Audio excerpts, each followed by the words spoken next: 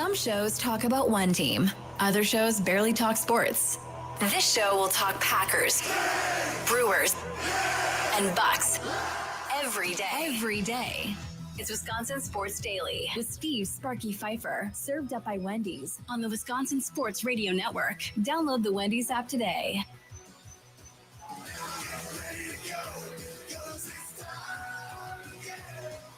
It is that time again. Welcome in as we broadcast live from the Wisconsin Sports Radio Network studios, powered by the Potawatomi Sportsbook. Steve Sparky Pfeiffer with you. It is Stuff the Bus Day. We are here, and I am blown away by this place at the Metro Market in Wauwatosa for Feeding America, Eastern Wisconsin. And Charlie and I were talking off the air. Now, I will go to a bunch of different grocery stores. I frequent the Pick and Save in Oak Creek, where I live as well. And I'm sure those of you around the state go to Pick and Save as well. I think I've been in a Metro Market or two, Charlie. But let me just tell you something here, buddy. This is I don't know how big this is per se compared to the one I go to. It feels the same size, but I feel like there's a lot more jammed into it. So like behind my little setup here behind me is a Starbucks. Nice. Across from the Starbucks, now again, this is in the Metro Market. Across from the Starbucks is Greeby's Bakery. Nice. And if anybody that's had Greeby's Bakery, you know that is amazing, amazing bakery stuff. And they literally have their own thing right here. Boom. Greeby, big sign, Greeby's Bakery, like a neon sign, Starbucks. And then you also can do your grocery shopping while you're here as well. It is such a cool deal, Charlie. While you're there, maybe whenever you're off air here, Sparky, head over by the deli area. They usually got these like trays of taco dip. That is the best taco dip I've ever had in my entire life. Yes. Mm-hmm. Yes. I know the taco dip. I love taco dip. Big fan of taco dip. Big fan of Football Friday as well, as always here on Wisconsin Sports Daily, served up by Wendy's. Coming up today, we're going to talk with Isaac Coe, Feeding America, Eastern Wisconsin food sourcing manager, coming up around 2:45 or so after our botched moment of the day. Ryan Wood, Green Bay Press Gazette Packers beat writer, joins us as always, coming up today at 3 o'clock. Give us the latest who's going to play, who's not going to play, heading into the game coming up on Sunday between the Packers and Vikings. Emily Williamson from Metro Market and Pick and Save, she'll join us coming up at 3:25. She was with us last year as well. Looking forward to talking to her. Then the 4 o'clock hour, it does not stop. Fantasy Football Friday with Joe Bartel from RotoWire Fantasy Sports, taking your fantasy football questions. At 4:40, it's Follow the Money with our guy, Austin Herdania. What will he be wearing today? Only time will tell at 4:40. He'll join us from the Potawatomi Sportsbook. And then, of course, things Sparky missed. We'll get into some of that Bucks basketball from last night at that point. And again, if you want to donate, be a part of this, come on out. Head out if you are here in southeastern Wisconsin. Be a part of the deal. The goal is 50,000 meals.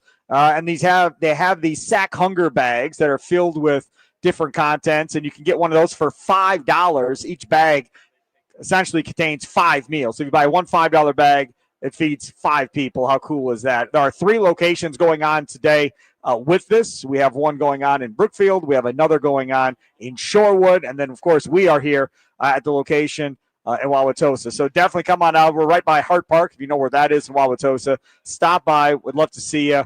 All kinds of cool things going on out here today. All right, confident, concerned, and curious. We do this every Football Friday. Don't forget to stream us live on X and on YouTube at WI Sports Radio. What are we confident in? What are we concerned about? And what are we curious to see from this Green Bay Packers team as we get ready to take on the Vikings coming up on Sunday? Charlie, what are you confident in concerning this Packers team going into the game? I'm pretty confident that going into this Packers game, I think this hopefully should be pretty easy for him. Jordan Morgan has a better game than he had last week. I'm pretty confident that going into this one against a team that the Packers know a little bit more confidently than the New York Giants, and a defensive front that isn't as strong as the New York Giants as well, he can come out here and kind of dominate, hopefully at least for a drive or two in this game. And that's not asking a lot of a Jordan Morgan in this one. If Josh Jacobs cannot play in this game and it's Emmanuel Wilson, if it's Chris Brooks in that backfield, he has to be the guy in the middle with how much they run behind that center and in the middle of the line to kind of take that next step. I'm looking at a lot of guys to hopefully take a next step this week, and he is by far the guy that I need to take that next step, and I'm pretty confident he will. That's the other part about this is he going to play? Isn't he going to play as far as Josh Jacobs goes? And we will get into that coming up in our second segment for sure. You look at some of these team rankings as we sit here and we look at where the Minnesota Vikings are in different stat categories. And really, as you look at the offensive numbers and total yards per game and so forth, Minnesota Vikings bottom third of the NFL right now, averaging 296 yards in total offense. That's not passing offense. That's not anything like that. That's total offense from them. Passing offense for the Minnesota Vikings. Again, we're talking about J.J. McCarthy. And remember, J.J. McCarthy was hurt for a while. They are right now bottom third or so of the NFL there. Rushing yards per game. Now we're talking about Aaron Jones. We're talking about Derek Mason and what they're able to do for the Minnesota Vikings. And you go look for them, and they're bottom third offensively there as well. Then you go to the points and see where the Vikings are there. So far, you're not impressed, right? I mean, bottom third of passing, bottom third of rushing for the Minnesota Vikings. You look at points per game, again, same thing, type of bottom third, averaging about 21 points per game in this one. So let's start here. I'll say I'm confident that this Packers defense can hold the Minnesota Vikings under 17 points going into the game this weekend. Under 17 points, and we know the Packers win when they score 27 or more because they've scored 27 in every win but one when they scored, 34 or 35. So from that perspective, you feel good about this one. If this Vikings offense gets going against this Packers defense this weekend, I think there will be concerns on the Green Bay football postgame show powered by Lakeland University with Tommy and Charlie coming up on Sunday afternoon from 3 to 5 here on the Wisconsin Sports Radio Network. I know Tommy will be yelling if all of a sudden the final score is 35-31 or something and the Packers hold on for a victory and J.J. McCarthy looks like he's going to win the MVP award. People are going to go crazy if that's what happens. But I feel confident based on what they've done so far that they can keep this Vikings offense at bay, Charlie. I think so. This Vikings offense puts no fear into me at all. The only problem is that if the Packers offense gets stifled early on in this game, it doesn't really matter what the Vikings offense is doing because the Packers offense, when they've gotten flustered at points, just seem to not be able to score at all. They get into the red zone. They get into that goal line situation, just feel like they can't put the ball into the end zone. And that has to change this week. No matter how good your defense is, yeah, I'm pretty confident their defense is going to go out there and dominate. Your offense has to match that at least half. You know, that's the other part about this, too, is what this offense is going to do. And I think there were some concerns and have been some concerns about just how good this offense really is. Jordan Love getting a lot of love when we start talking about the national media. I've seen several different charts ranking quarterbacks, and pretty much everyone has Jordan Love in the top 10, essentially maybe top 7 at this point as far as quarterbacks go. And here is another game where I feel like you look at it and go, okay, Jordan Love, Toyota-thon, Jordan Love, you know, in the Toyota-thon era, he's only thrown 2 picks while the Toyota-thon sale is going on over the last couple of years. Did you see that from that perspective with like his jersey or a sweater that he was wearing for the Toyota-thon that you can get online now? It's awesome. I think I did not. How much are they? I don't know how much they cost. I don't think they've released them officially yet, but they're for Toyota-thon that are coming out.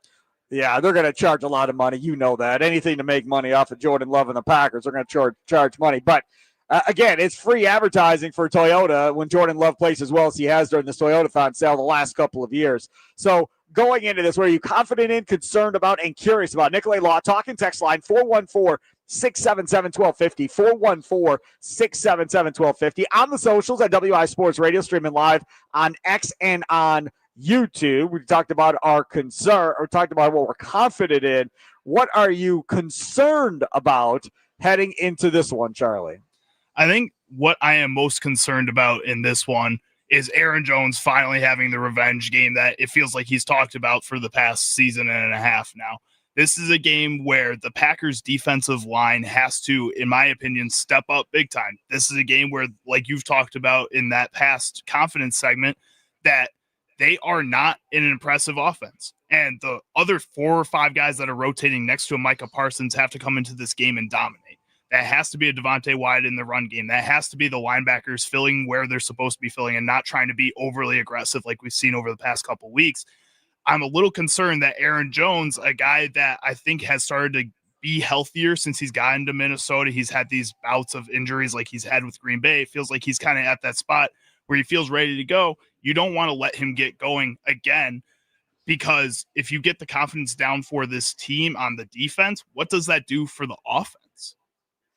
Right. And then you get the offense in a situation where they feel like they're chasing at this point. And you look at this defensive stats for the Minnesota Vikings. Vikings sitting right now, top 10, top 7 in pass defense, yards allowed per game. The Minnesota Vikings are only giving up 190 yards passing per game coming into this one. And then if you look at the rushing numbers, as far as what the Vikings have done there, it's a different tale of the tape. They're, again, bottom third, bottom half of the NFL, giving up over 127 yards. So what does this scream if you're Matt LaFleur? To me, my concern is, if we're going to have a concern, is Matt LaFleur's going to look at the numbers and go, ooh, I can do a lot of handing off and a lot of run plays and take the ball out of Toyota Thon's hands and not having to worry about Jordan Love throwing the ball 35 times a game. Instead, we'll give it to Josh Jacobs and hope he doesn't re-injure himself and make it even worse. And we'll give him the ball to Emmanuel Wilson. We'll combine for maybe 35 carries in the game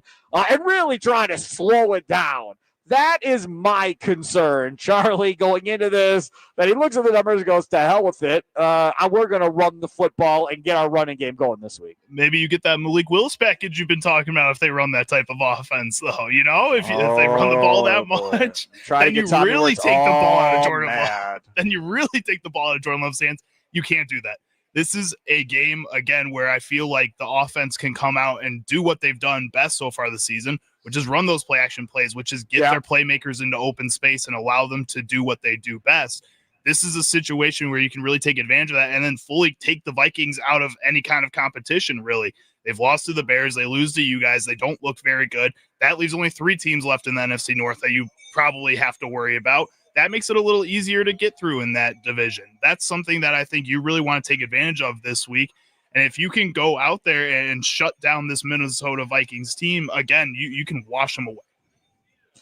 We are out here stuffing the bus, helping out Feeding America, Eastern Wisconsin, brought to you by Tri-City National Bank, Metro by T-Mobile, and Bob's Discount Furniture. Thanks to all of our sponsors involved with Stuff the Bus this year. Plenty of time for you to get out here. We're out here again to 5 o'clock, Metro Market in Wauwatosa. This is going to be where you want to be. Now, this is a cool deal. I told you about these $5 bags you can get. Each $5 bag feeds 5 meals. As I said before, there's a Starbucks in the store behind me. There's Greeby's Bakery, which is amazing, right over there as well. So you can get yourself something from Starbucks, grab some desserts for later tonight or the weekend to bring home, do your grocery shopping, buy a couple of bags maybe to stuff the bus here in Wauwatosa at Metro Market, and do it for a good cause around the holiday season, which is something we're trying to do as well. So that's confident and concerned. Let's talk about where we are with the curious angle of this, Charlie Usen. What say you there? I'm curious to see who gets the side effects of the Toyota-thon. I think last year we saw Josh Jacobs pick up with the touchdowns later on in the season after having kind of that little slow start at the beginning of the year, and then he blew up in that second half along with Jordan Love and the rest of the offense kind of getting going there. I think this is a situation where a lot of people are looking at the rookie wide receiver and Matthew Golden to take a next step. And I think with hopefully a change in a little bit of an offensive philosophy with Josh Jacobs hurt, wanting to kind of go away from that run game and go back to the play action that's been working, go back to hitting the guys outside the numbers, kind of deeper down the field like we've seen that's worked so far this season. If a guy like Matthew Golden can take over and finally step into this first-round wide receiver role that I think a lot of people hoped he would have taken earlier in the season at this point, because a lot of other young guys have kind of taken over. Yep. Buka in Tampa Bay before he got injured was in that role. Teteroa McMillan in Carolina has started to take on that type of role now. Matthew Golden needs to be next. And if he doesn't, I think that's something that Packers fans are going to start growing a little concerned of. This is a game to go out there and take control. And I'm curious to see if Matt LaFleur and Jordan Love agree. I'm curious to see whether or not Matt LaFleur learned his lesson with play calling, and if Jordan Love actually will have time at the line of scrimmage this week, when he gets to the line of scrimmage, to audible to something, see something before he has to snap the ball and have 5 or 6 seconds by the time he gets ready to go. That's what I want to see. I don't want to see Matt LaFleur on the sidelines yelling at himself after Jordan Love burns a timeout. Call a damn play, Matt. I don't want to see that. I have no interest in seeing that again the rest of the year. You heard Mason Crosby. If you didn't, you missed it. Mason Crosby has been talking nonstop about it. Looks like he's kind of guessing out there. Maybe he's a little confused or whatever the case may be. That's not something you want to hear from a former player who played for that organization, talking about the current head coach of this football team. Like, it doesn't look like it's all put together at this point. They're having a conversation earlier today on Inside Wisconsin Sports, I believe it was, and they were talking about how to get into a rhythm, right? How do you get that rhythm going? And I believe they asked Andy Herman from the Pack a Day podcast about it. Here, look, I'll help. I free of charge, doesn't cost anything. There are 3 things that you need to get into a rhythm. Number 1, execute what you're supposed to do. I mean, Andy Herman, did you hear this? Andy Herman's talking about throughout the year, they've had guys running into each other running pass routes when he watches the All-22. Running into each other. He goes, it's happened way too much during the course of the year. This is the type of stuff you saw in that first year of Jordan Love starting, where it felt like the offense wasn't really gelling at all. They should be gelled at this point. It's year 3. A lot of these guys have played together. I know there are some new guys in Matthew Golden, Savion Williams, and Luke Musgrave is kind of new because he just never plays, and he's getting a bigger role right now. At the same time, figure it out eventually here. You're a playoff. You should be a Super Bowl caliber team. It just does not feel like that. I totally agree with you on that. So that's the first thing, right? Execute and do what you're supposed to do. The second thing, don't get flags, man. Don't put your team behind the sticks with unnecessary crap, and now all of a sudden, instead of it being 2nd and 5, it's 2nd and 15 or something, right? Don't put your team behind. That's the second one. And the third one, catch the damn ball, right? That's the third one. First one, execute, do what you're supposed to do. Second one, don't get flags. And the third one, catch the balls that are catchable. I'm not asking you to be Superman and jump high into the air and snag some overthrown ball by Jordan Love and make some circus catch like Christian Watson is capable of. I'm not asking you to do that. I'm asking you to catch a ball that hits you in both hands with you looking at it and it falls down. That can't happen either. I think it's really just those 3 things, because I think there are guys open. I think Love has been delivering the ball, but every time something goes wrong, it's normally because people not named Jordan Love aren't doing their jobs correctly. All 3 of those keys are extremely important and need to be focused on for this Green Bay Packers team. At the same time, you can't focus on those 3 things for longer than 1 week. If you do, it becomes a problem, because those are all 3 things that are pretty basic football things that you need to be able to do at the NFL level. And I get it that you lose focus sometimes in the middle of the season. It's a long season. It's just a brutal stretch of games that they're going through right now. And you're going to get those moments where you're really down. But if this persists for 3 to 4 weeks, that is a cultural problem. That is you guys not focusing on the little things like you should just be able to do at this point. The best teams in the league aren't worrying about that stuff. They're trying to do things that are bigger than that. Some of the teams that the Packers have played recently, they're able to change their entire defenses because they don't have to worry about catching the ball or if guys are running into each other. This is something you need to start figuring out now and should only be the keys for 1 week. I'll give you something else that also sent up red flags for me as well. Andy Herman talking about earlier today on Inside Wisconsin Sports with Trevor and Josh. Well, the idea that Matt LaFleur wants this and has always wanted it to be a player-led team, right? Have your own meetings. You guys pretty much dictate, what all is happening. And pointed out beautifully by Andy Herman is that's great when you have Devontae Adams and David Bakhtiari and Aaron Rodgers, and you have all these veteran guys that you trust to be the leaders on offense and defense. Makes sense. As Andy Herman pointed out earlier today, maybe it's time that Matt LaFleur take back over control of that locker room. And he goes, maybe he has, not sure. He goes, but if he hasn't, maybe he needs to be the leader of this team now, be the leader of men. and take control, back control over things versus letting them police themselves at this point, Charlie. Yeah, but you don't want to hear that. The one thing we were talking about I agree. I didn't want to hear it. All offseason was that we wanted Jordan Love to be the one to take over in that leadership role. Yep. You want him to take that next step as leader because we saw he could be that player on the field. We just needed him to have that voice and be able to get guys to buy into the message that this team is trying to sell right now.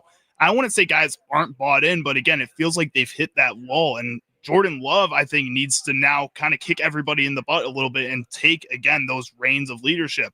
Yeah, Matt LaFleur could come in and do it, but then you're immediately taking that away from Jordan Love instead of saying, hey, man, you have to figure this out. You're a leader. You're getting paid now. You're the quarterback of one of the most historic franchises in NFL history. Figure it out, man. That's exactly right. Figure it out. And we'll see if they can figure it out coming up on Sunday. We'll continue to talk about this Packer game coming up in the next segment as well. But again, we are out here at Metro Market in Tosa. Stuff the bus for Feeding America, Eastern Wisconsin. I implore you, if you don't I don't know, man, shopping around all over that store. I don't know, man. I can barely shop for my wife when I go in there. I get in trouble. I feel your pain. I get in trouble all the time. I always bring home the wrong brand of this or the wrong version of that, or why did you buy that so big, or I needed something bigger than what you got. I'm telling you, I get most angry when I come home from the grocery store because I never get it right, Charlie. I never, ever get it right. So they made it safe for you not to screw this up. They have pre-packaged sack hunger bags, they call them. They're $5, right? So do your grocery shopping. They're right by the groceries, right by the scanners.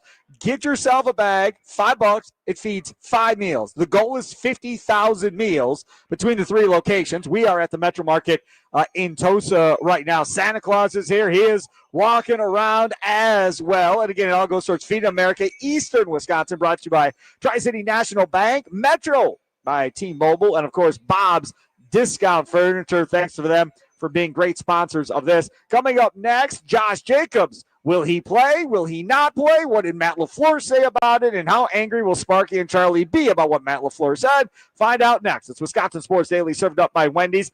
Live from the Wisconsin Sports Radio Network studios, powered by the Potawatomi Sportsbook. And let me tell you, those chicken tendies, man, they got a lot of reaction on the chicken tendies yesterday. A lot of reaction. In a world of tenders, Wendy's decided to make something more juicy, more crispy, and more dippable. New chicken tenders are here. Some may call them tendies, and yes, it's fun to say and even more fun to eat. Wendy's new chicken tendies come with an insane new sauce lineup. New Wendy's signature, new sweet chili, or new scorching hot. Or choose one of the classics, honey barbecue, creamy ranch, or honey mustard. Whatever you choose, they're the perfect vessel to dip all your tendies in. Wendy's new chicken tenders are so juicy, crispy, and dippable, you'll remember them forever. Gotta have tendies. It's got to be Wendy's. And if you know me, you know double stacks are my go-to at Wendy's. They have been replaced by the chicken tendies. They are phenomenal, Charlie. Delicious. One of my favorites. What is your favorite? The tendies. They're one of my favorites. You said one of, but what's the pole position? Okay. Probably 3 right now. I think top 3 is good. Number 1 is the pretzel baconator if they ever bring that back. That was phenomenal. That's I love pretzel buns. Kay loves the pretzel buns. 2 is the Snickerdoodle Frosty Fusion. It's got to be. Oh, yeah. Yeah, and that also going on at Wendy's right now. Come back up next. We'll talk about Josh Jacobs. Is he playing or not? Stay tuned.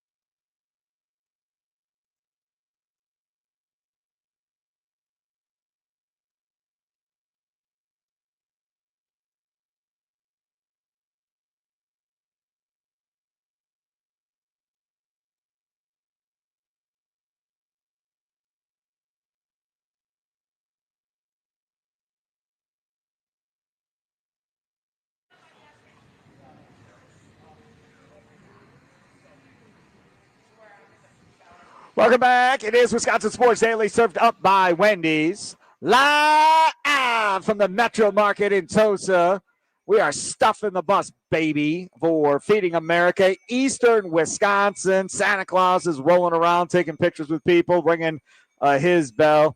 So that is a pretty cool deal as well. But again, come on out here. We are at the Tosa location, Wildwood Tosa location here in southeastern Wisconsin. At the Metro Market, the Gold 50,000 meals. So you come out here, buy your own groceries if you want. Otherwise, if you go get a sack hunger bag, they're sold for $5, and they're right by the cashier registers.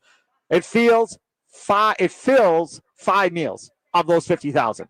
One bag, $5, takes care of 5 of the 50,000. So if you get 1 bag, 2 bags, whatever you get, that would be absolutely amazing.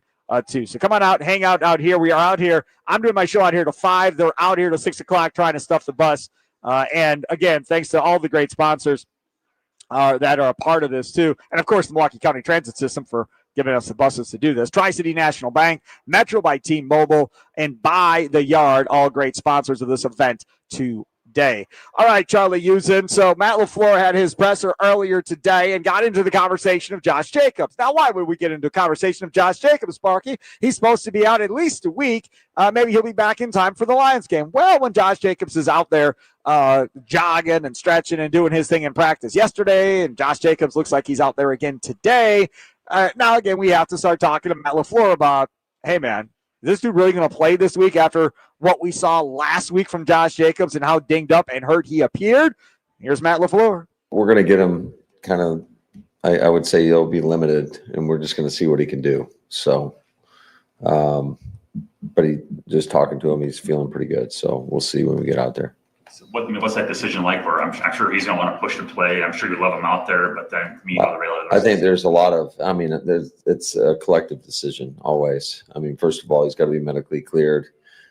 Certainly his level of confidence, and then, we'll all discuss and we'll make a decision. This is fun. The reason this is fun is because he ends it with, we'll all discuss. Can you remember another time from Matt LaFleur this year where he said, we'll all discuss? I don't remember one single moment in any presser where he said, when talking about it, whether or not a player is going to play, ending it with, we'll all discuss. Well, usually we don't get like any information. Usually it's, well, we'll see. We'll see what happens. We'll see how he's feeling. Like, yeah, we'll see what the trainer says. I haven't had a chance to talk with the trainers yet. That's his favorite line to say. It's awful. This is the first time he's actually given it a little insight. So to that, I say, okay, all right, Matt LaFleur, all right, I hear you. Good. We're making progress on these pressers, little by little. We'll coach you up. You'll figure this out, Matt LaFleur. You're getting there, buddy. Good. That's what I want to hear. I don't want to hear, he feels like he can go and he's medically cleared. We're going to let him play. Don't tell me that. I don't want to hear that. You have to save the player from himself. We've talked about this a million times about doing that same thing. That Lions game coming up on Thanksgiving, on Thursday, short turnaround. You're going to put a player out there that's dinged up and not feeling great, and then ask him to turn around and go back out there and play on Thursday in a big game on Thanksgiving? I mean, you've got to have your brain checked if you think that is a good idea at this point, but we'll see how many other people need their brain checked. Do you think the Packers need Josh Jacobs to beat the Minnesota Vikings? You think they got to have Josh Jacobs playing in this game for that to work? Nicolay Law Talking text line 414-677-1250, 414-677-1250. On the socials, WI Sports Radio. Stream us on X, stream us on YouTube. Thanks to all of you listening around the state, WNFL in Green Bay, the game in Wausau, and Duluth, Superior, and the fan in Milwaukee. Charlie Usen, do you think they need Josh Jacobs in order to win this game on Sunday against the Vikings? First, I would start by playing Josh Jacobs here, talking about his idea of what the injury feels like right now and his idea of whether or not he's going to play this weekend. I would say the only reason why I'm thinking about it, not necessarily the seven games, more necessarily the quick turnaround Thursday. And it's one of those things that's like, okay, do you play and potentially, re-aggravate it to get more swelling, and then you miss, that next week and maybe potentially the next week, or do you just rest and go Thursday? That's honestly something that I've been thinking about, contemplating more and more as we getting closer. But what I can say and what I can guarantee it is I'm gonna put my best foot forward. And if I feel like I can go and it's not gonna hinder the team, then I'm gonna go. But it's gonna truly be a game time decision.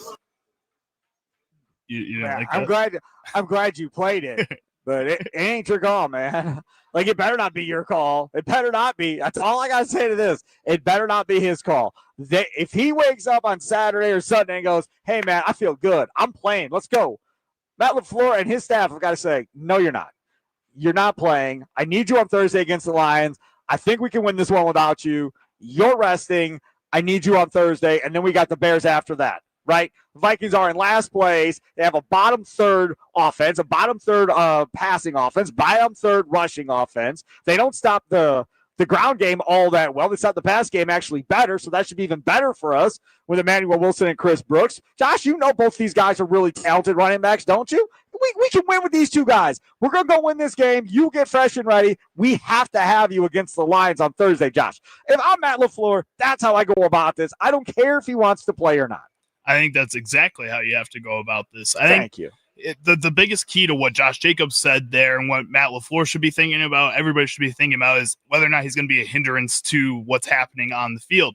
Yeah, he could be a guy you can just pound down the middle for 3 to 4 yards a game, but if he's constantly limping off with pain or whatever the issue is, like we saw last week where he's just grimacing every time he's running the ball, I mean, he's not able to put his 100% out there. And if he's not able to put his 100% out there, there's 2 to 3 other guys that you can find that will be able to put out their 100%. And that's not saying Josh Jacobs isn't trying. It doesn't mean that he's going to lose that job all of a sudden. It's just saying that he needs to take a break here. And this Minnesota Vikings team is not very good.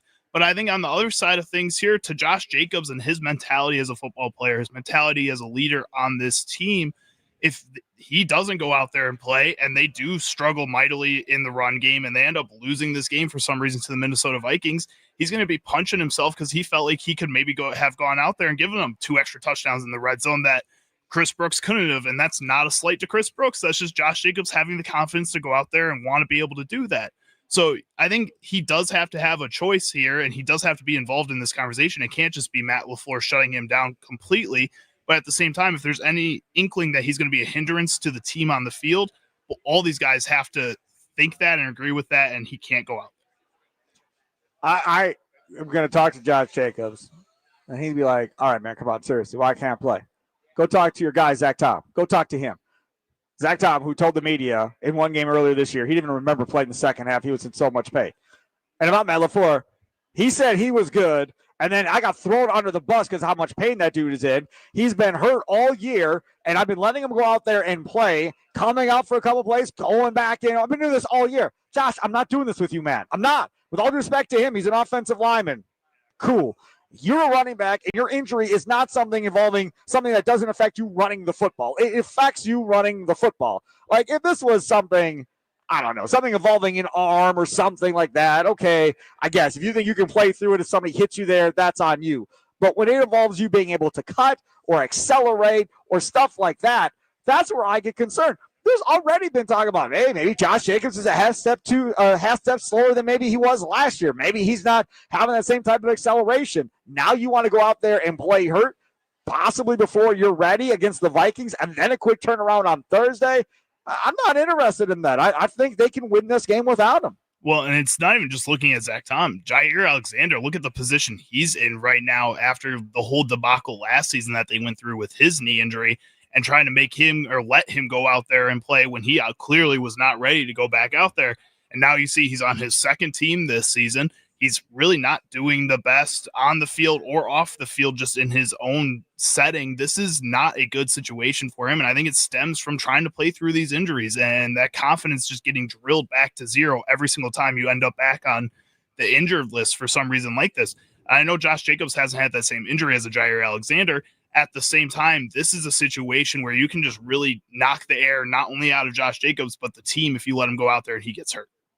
Correct. And then it changes everything all of a sudden if that's what happens. So, yeah, definitely have got to be careful of that. Coming up next, we are going to hear the botched moment of the day, see what Charlie has cooked up for today. Also, we're going to talk with Isaac Coe, Feeding America, Eastern Wisconsin food sourcing manager, is going to stop by. And we're going to talk about just how important this Stuff the Bus event really is, as we're here at Metro Market in Wauwatosa, State Street. Come on out, hang out with us. Again, they have these $5 sack hunger bags that feed 5 meals. The goal is 50,000 meals. The goal is to fill some city buses here and take care of as many people as we can today heading into the holiday season. Again, brought to you by Tri-City National Bank, Metro by T-Mobile, and by The Yard.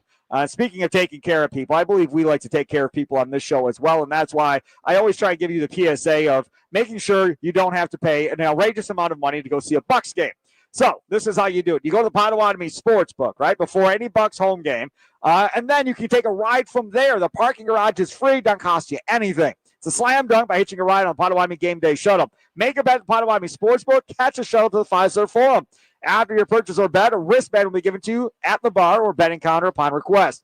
You'll need the wristband to board the Potawatomi shuttles. The shuttles begin departing 1 hour and 15 minutes before the game, and with return shuttles starting at the beginning of the third quarter. It will run nonstop until an hour after the game.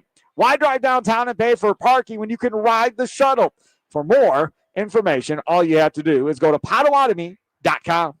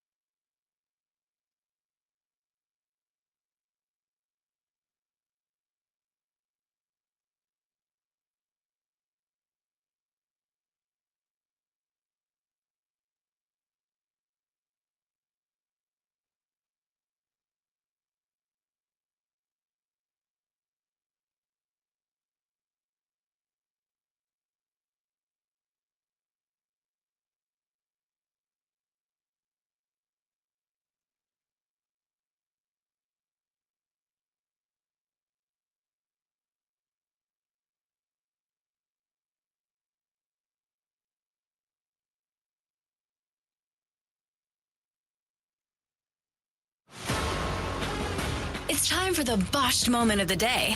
Bad call, dropped pass, horrible coaching. Did someone say the wrong thing? Let's get to it on Wisconsin Sports Daily, served up by Wendy's on the Wisconsin Sports Radio Network. Should have left my hat on.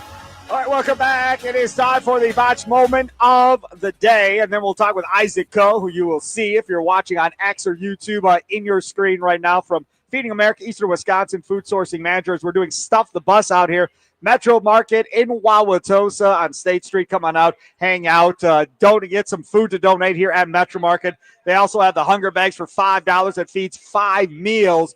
Just got an update. They are just short of 30,000 meals donated right now. The goal is 50,000 meals. So still a ways to go, 3 hours to go until 6 o'clock. And then we wrap it up for the day. So hopefully we can reach our goal. So again, if you're in Southeastern Wisconsin, if you're in the area, make sure to stop by. All right, botch moment of the day. Charlie Using back in the studio. What did you come up with today? All right, so today we're going to hear from Pittsburgh Steelers quarterback Aaron Rodgers when he was discussing playing the Chicago Bears. You just had to play this, didn't you? I did. You didn't really get to play it yesterday, no, so you saved it for today. Yeah, and I felt like it fit in the botched moment the way he talks about the Chicago Bears, and Chicago just doesn't seem right. Yeah, go ahead. We can let bygones be bygones.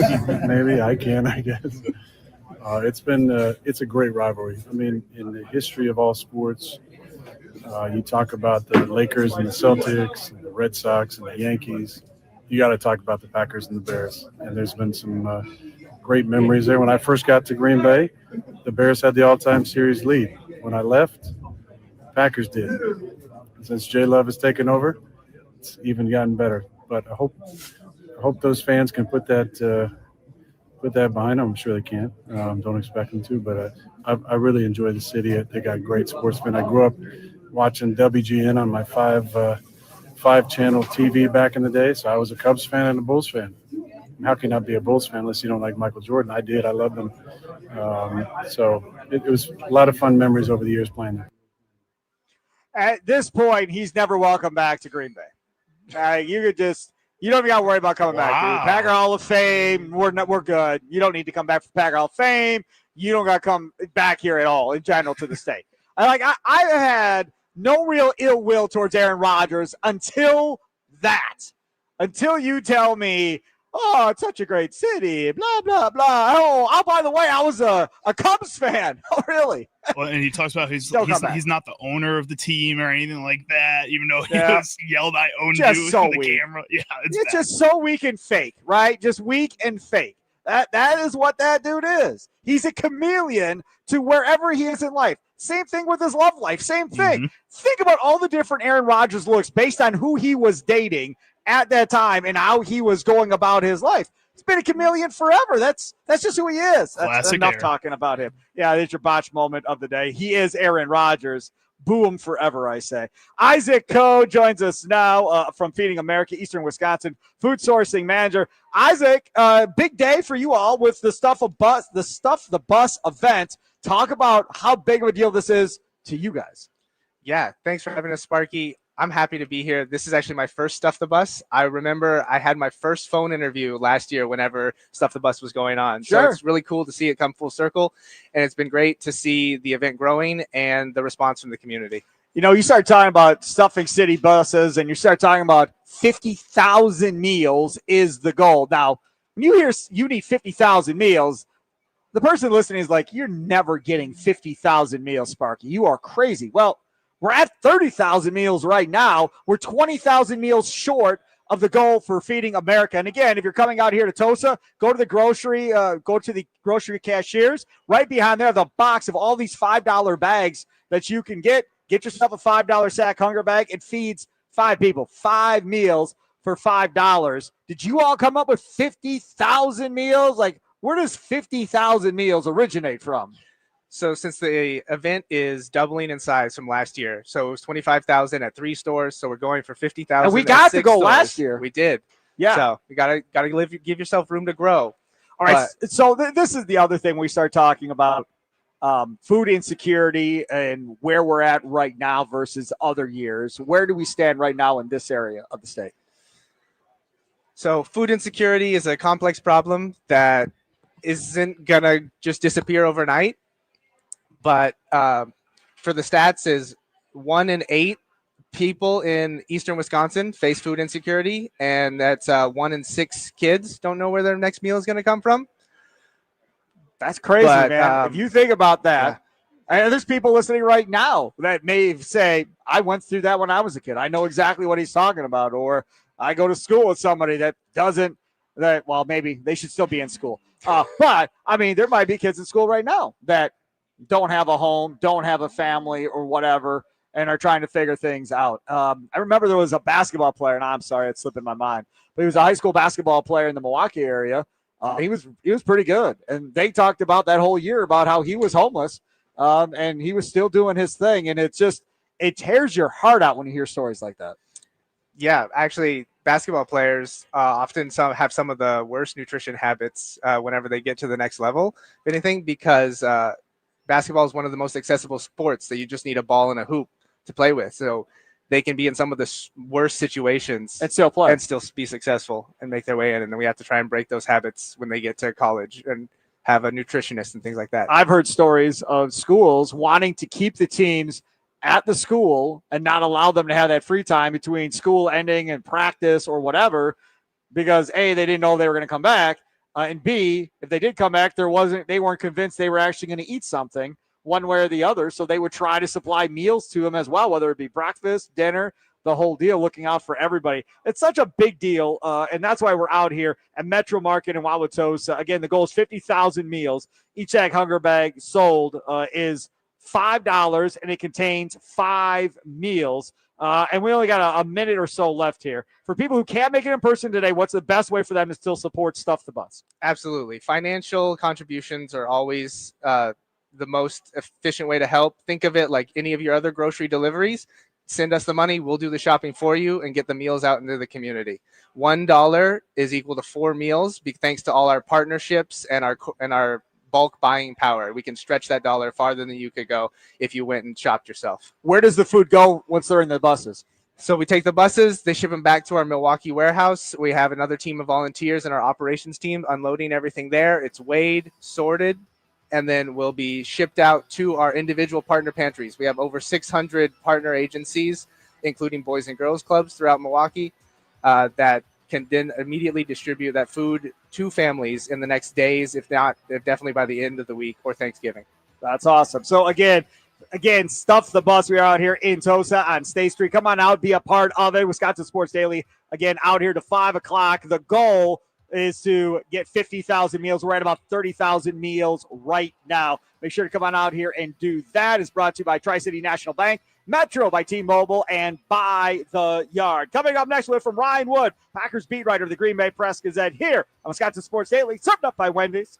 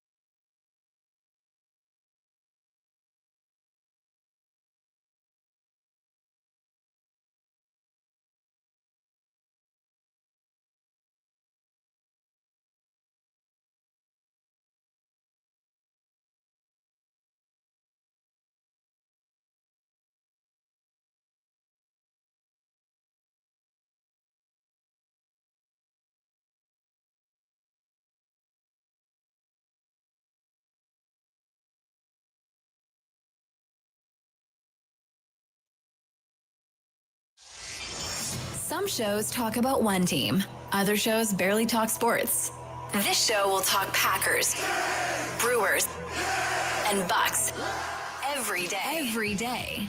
It's Wisconsin Sports Daily with Steve Sparky Pfeiffer, served up by Wendy's on the Wisconsin Sports Radio Network. Download the Wendy's app today.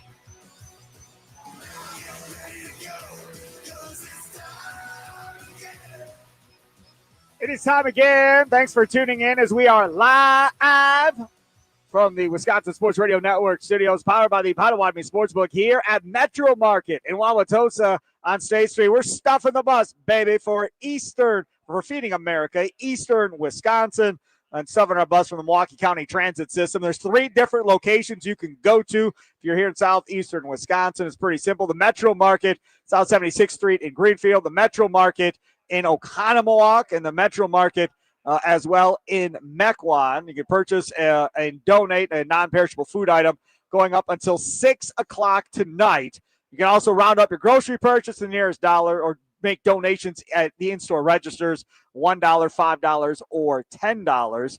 Also, the Metro Market in Shorewood is going strong as well tonight till 6 o'clock. Also going on the Metro Market in Brookfield on Capitol Drive until 6. And then, of course, here where we are, the Metro Market in Tosa until 6 o'clock. And again, they have the sack hunger bags being sold for $5. Contains 5 meals right now at last check.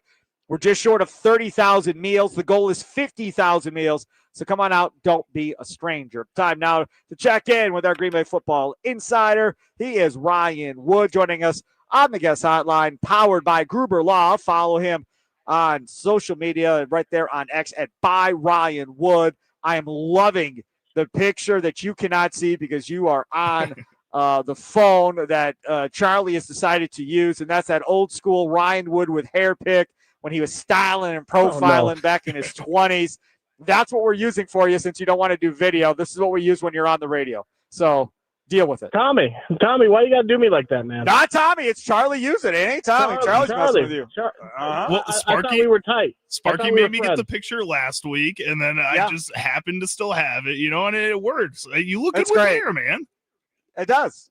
Yeah, that's great. It looks nothing really... like me now. If you're seeing that picture, that is not a realistic, accurate representation of who I look like. That just put that out there. Facts matter. All you got to do is see the picture of what he used to look like. Stream us on X or on YouTube at WI Sports Radio. Ryan Wood got I got the Packers injury report there in the break. The Packers have more guys hurt than they have healthy, I think. There's got to be like 100 dudes on that list. Yeah, but it sure has got to be nice to open the practice window for Jaden Reed, doesn't it? I mean, obviously, he's not going to play this week, but it might give them a real shot at having him on the field next week on Thanksgiving in Detroit, in a game that the Lions, we know, won't have Sam Laporta. Not that we're going to talk about that game now, but that's the big news today.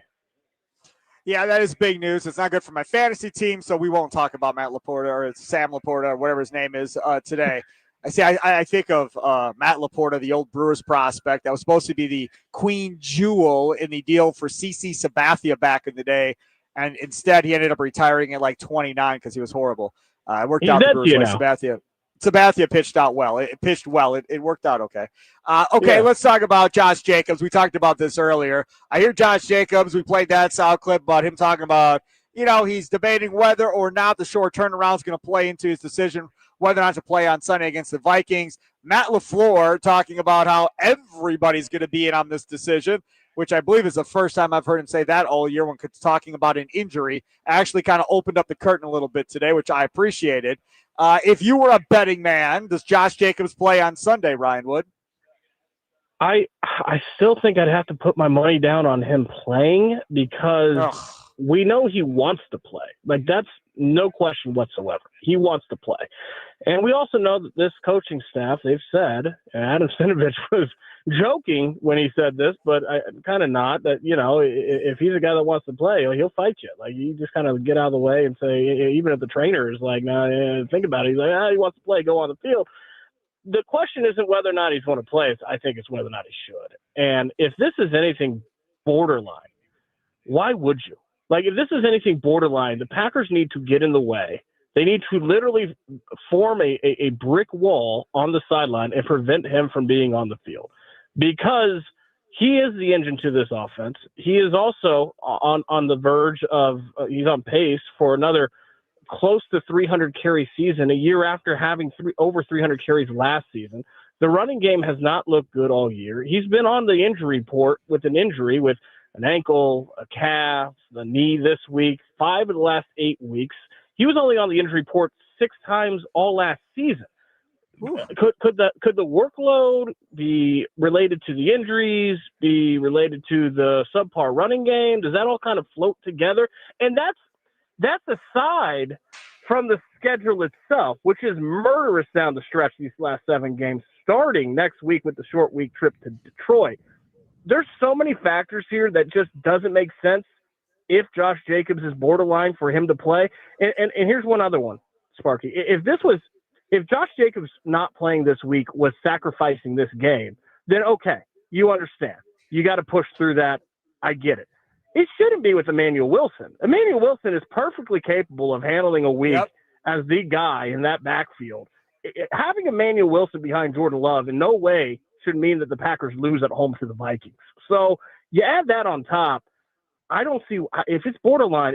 Maybe then he's fine. Maybe they get to Saturday, Sunday morning, and he's good to go. But if he's not, I don't see why it in any world makes sense for him to play. I don't care if he says he's fine or not, Ryan. He ain't playing. Like, that's that. If I'm Matt LaFleur, we're talking today. Like, this is the deal, man. I've been watching Zach Tom play all year injured. He tells me he's good, and then he's telling reporters he doesn't remember the second half of a game earlier in this year. It makes me look like an idiot.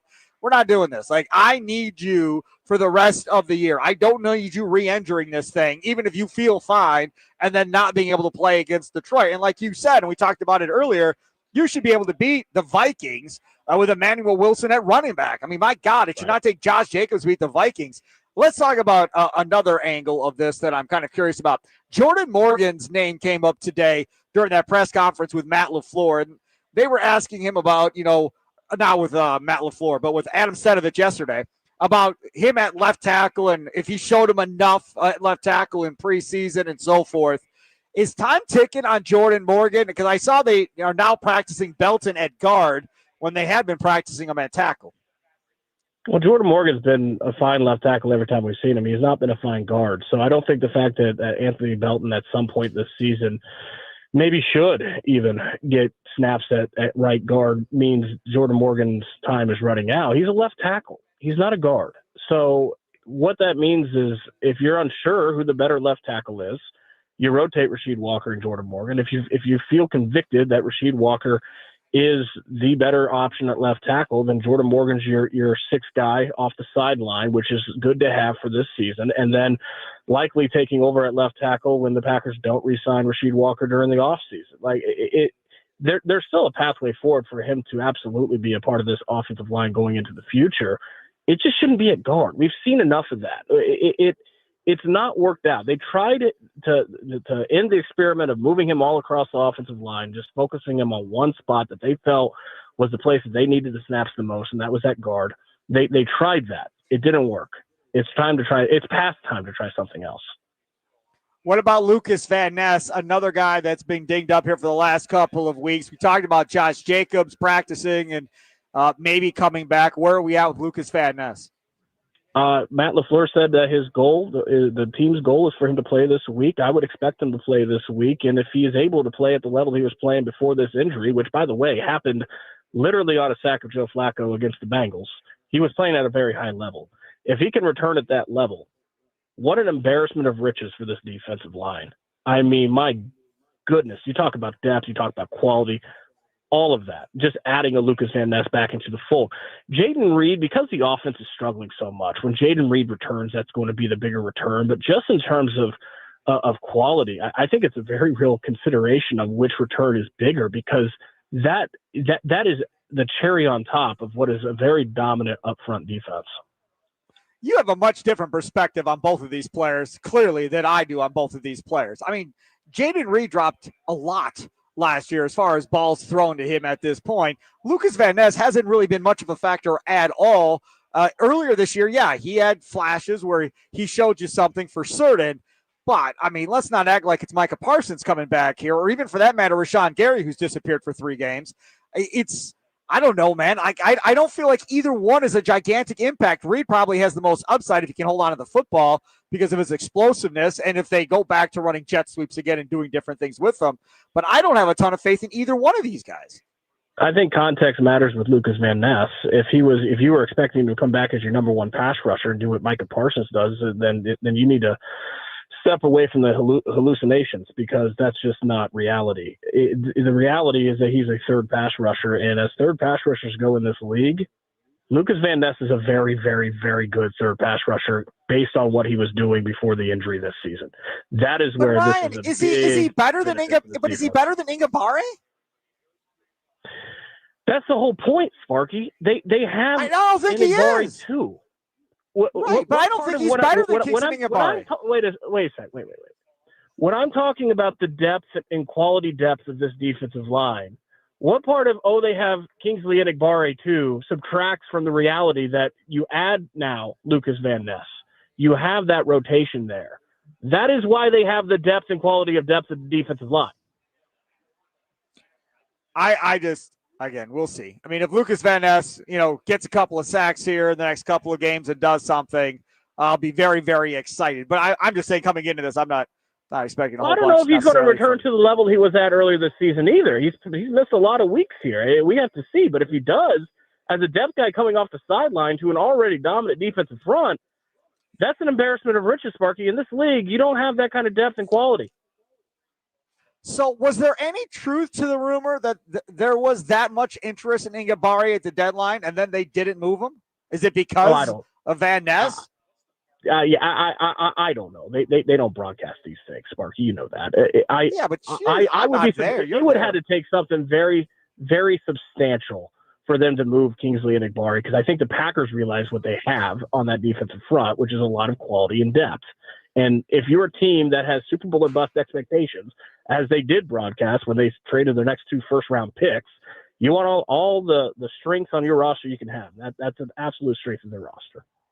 Tom Ryan Wood, Packers beat writer for the Green Bay Press-Gazette. You can see young Ryan Wood if you're live streaming us right now on X and YouTube, as we're here at the Metro Market. Stuff the bus, Tom, baby, out here for Feeding America, Eastern Wisconsin. Come out, get yourself a $5 sack hunger bag. Every bag contains 5 meals. The goal is 50,000 meals. At last check, we were around 30,000 meals with about 3 hours to go in this bad boy. So still plenty of time for you to get out here and make this push to try to get to 50,000 meals. Ryan, when we talk about this Vikings team coming into this game, J.J. McCarthy is essentially being on a firing squad by the Vikings fan base right now. I mean, he's only played like 5 games, and they're done with him. They want to move on. They're mad that they didn't keep Sam Darnold. They want a different quarterback. You want to talk about a fan base overreacting. They're clearly overreacting, but part of their anger is the fact that Justin Jefferson's numbers have been essentially cut in half this year with J.J. McCarthy at quarterback. If you are Jeff Hafley going into this game, how do you approach it? I think the best thing I saw this week out of Minnesota was, and I forget who tweeted this, but it just absolutely had me cracking up, was two-part plan to fixing J.J. McCarthy. First, release him. Second, sign him back as a reclamation project at quarterback. Like that, that's what they let Sam Darnold and Daniel Jones out the building this offseason for J.J. McCarthy. And it's not an apples-to-apples comparison, but in a lot of ways it reminds me of 2023. If you remember when at the trade deadline in 2023, when the Packers traded Rasul Douglas to the Buffalo Bills for a 3rd-round pick and they were loaded up in the first 3 rounds of the draft, at that point in that season, Jordan Love's first year replacing Aaron Rodgers, it was a very legitimate wonderment on whether or not the Packers might have to use the Packers to go get a quarterback. But that would have obviously been way too premature. They figured it out the back half of his season. It takes time. J.J. McCarthy might as well be a rookie. I know he had last year, but it's not like he was taking scout team reps last year. He wasn't practicing with the injury. He's a rookie quarterback. It takes time. And, yeah, it does hurt a little bit more when you had 2 of the best quarterbacks in the league leave your building last year. But if you're the Packers, the Vikings offense, he is in a great situation with all that talent around him. it's very possible that he figures it out during the back half of this season. And if you're the Packers, you're just hoping it's not this week. You need to make it not this week. Now, I do think that their pass rush against where J.J. McCarthy is right now in his development is a huge advantage for the Packers, especially their defense. But you just don't want him to start figuring it out this week, Sparky. No, I hear you on that. He is Ryan Wood. Follow my next by Ryan Wood. Prediction time, Ryan Wood. What say you?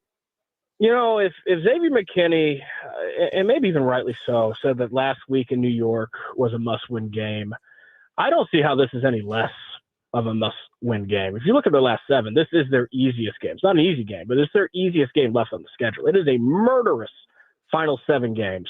They need to win this game. I think they will. I'm not sure it'll always be pretty. The Vikings, the biggest difference between these two teams is not really the talent on the roster, it's the quarterback situation. Jordan Love's just simply much further ahead than J.J. McCarthy, and I think that that's going to ultimately be the difference. Yeah, I agree with you. Did you make a prediction? How many points? What's the score was? I did. I can't remember. I think I said like 23-17 or something like that. How do you not go 27? It's going to be. Yeah, I don't think it's going to be a roughshod type performance. I mean, the Vikings are formidable. Brian Flores and that defense, different looks that they can present. I think that this offense is going to have some, much like the past month, some moments that don't look great, but I think they're going to win. There he is, Ryan Wood. Make sure to follow him. Tell him how handsome he looks in the picture from like 30 years ago as well. Ryan, thank you so much for coming on, buddy. I appreciate you. Hey, take care, man. There he is, Ryan Wood, Packers beat writer for the Green Bay Press Gazette. Hey, it's that time of year, the sing-songy family gathering, bakes goodsy season, and Wendy's went and made the Frosty of your holiday dreams. It's a snickerdoodle cookie frosty fusion made with swirls of sweet, gooey snickerdoodle sauce and chunks of cinnamony snickerdoodle cookies. It's full-on cookie nostalgia. Preheat those mouth ovens because the snickerdoodle cookie frosty fusion is here. And it's seriously delicious. Just ask Charlie Usen. He's all about it. The iconic Frosty mixed with sweet snickerdoodle cookies. It's got to be Wendy's. We are at Stuff the Bus. We are in Tosa.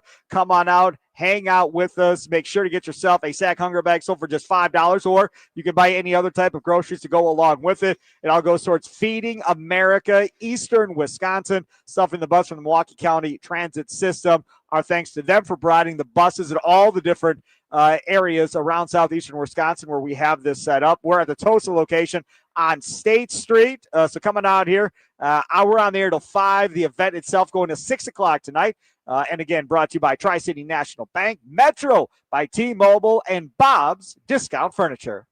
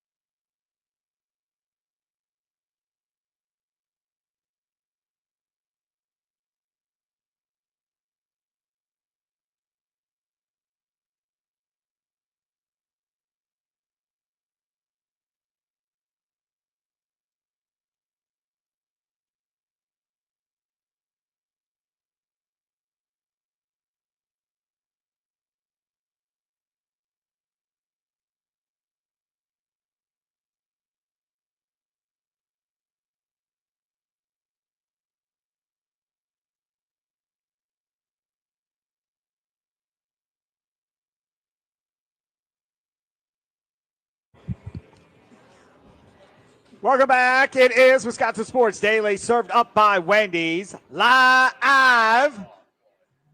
There's a turkey walking in front of me. I'm a little distracted.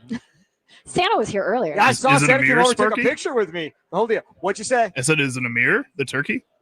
Did you see yourself? Oh. We have a guest, and you're still being a jerk. See what I put up with, man? That's not even right at all. That's Charlie Hughes, and he's back in the studio, not out here at the Metro Market in Tosa for Stuff the Bus. Again, feeding America, Eastern Wisconsin. Come on out here and get yourself a sack hunger bag. So for $5, contains 5 meals.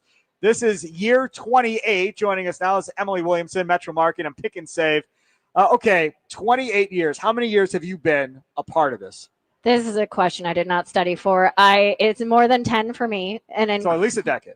at least a decade, if you want to, say it that way and make me sound old. But yeah, this is a very long-running event. It's longer than I think most of us have been around. So it's just incredible that it's continued to evolve and expand. We're at 6 stores this year. Yep. So it's bigger than ever. So it's just incredible to see the growth and the community support for the event and our store support and all of our associates rallying behind it too. So back in the day when this thing started, it was one store, one day, Wednesday before Thanksgiving, and they did their best. There was no online back then, I don't believe, or nothing like that. So they were just trying to fill up a city bus. That was kind of the goal. Now, last year, we expanded it, and the goal was 25,000 meals, correct? And I believe we beat that. And now this year, the goal has doubled, but I feel like the amount of stores participating has doubled as well.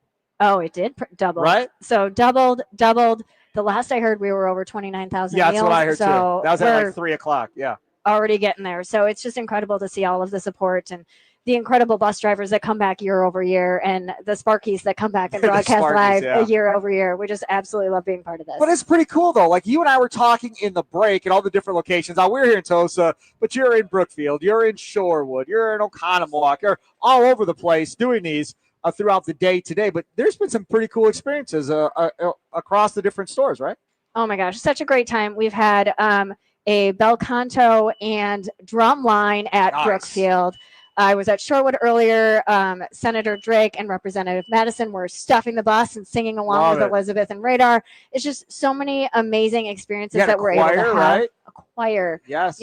It's just incredible to see all of the support from the community members. Santa's making a stop at 5 of the 6 stores, so he's a very busy man today as well. What about my guy, Leroy Butler? He's always involved in this one way or the other. He's been at 2 stores, and I think he might be on the way to his 3rd one now. So Yep. he's a big advocate of this event and what it means and feeding people in the community. Yeah, I love me some Leroy Butlers. Everybody knows. Okay, so let's talk about where you want to see this go. Because obviously it's growing here the last couple of years.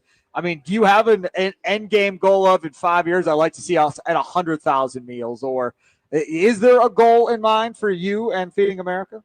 I think just making sure that people in our community have access to food when they need access to food is really the ultimate goal. So at the end of the day, if we're able to feed our community, that's the most important thing. Yeah. And kind of seeing where we go year over year, it's really great to see how the event evolves and how the support and the locations and all of the people, there was a little girl out this morning that wanted to be the first one to put a bag on the bus. And Nice. just that community and that spirit of giving is Yeah. really what this event is about and what makes it so incredibly special. Emily Williamson, Pick and Save and Metro Market stores. I was supposed to be a part of this, and then I forgot and didn't show up, so I apologize.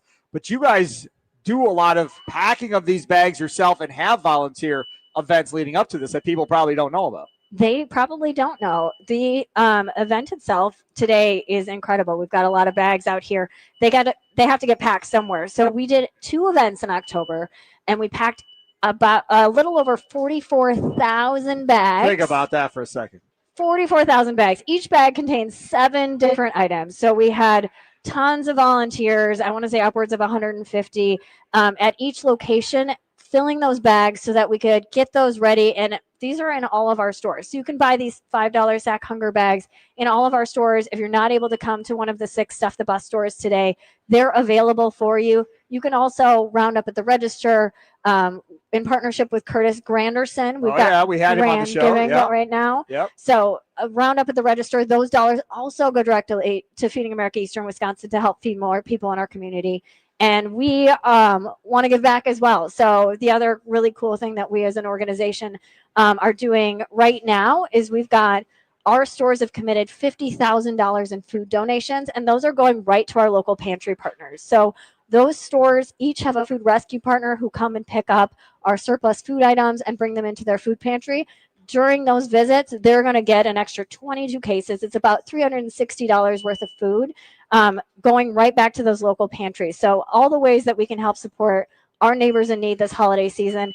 And a big one for your audience, if they're able to join us, they can come out until 6 o'clock today. I absolutely love it. And I'm not going to say there's added pressure or anything like that, but when you do a big event like this at all these different stores, it's not a normal day for the employees either.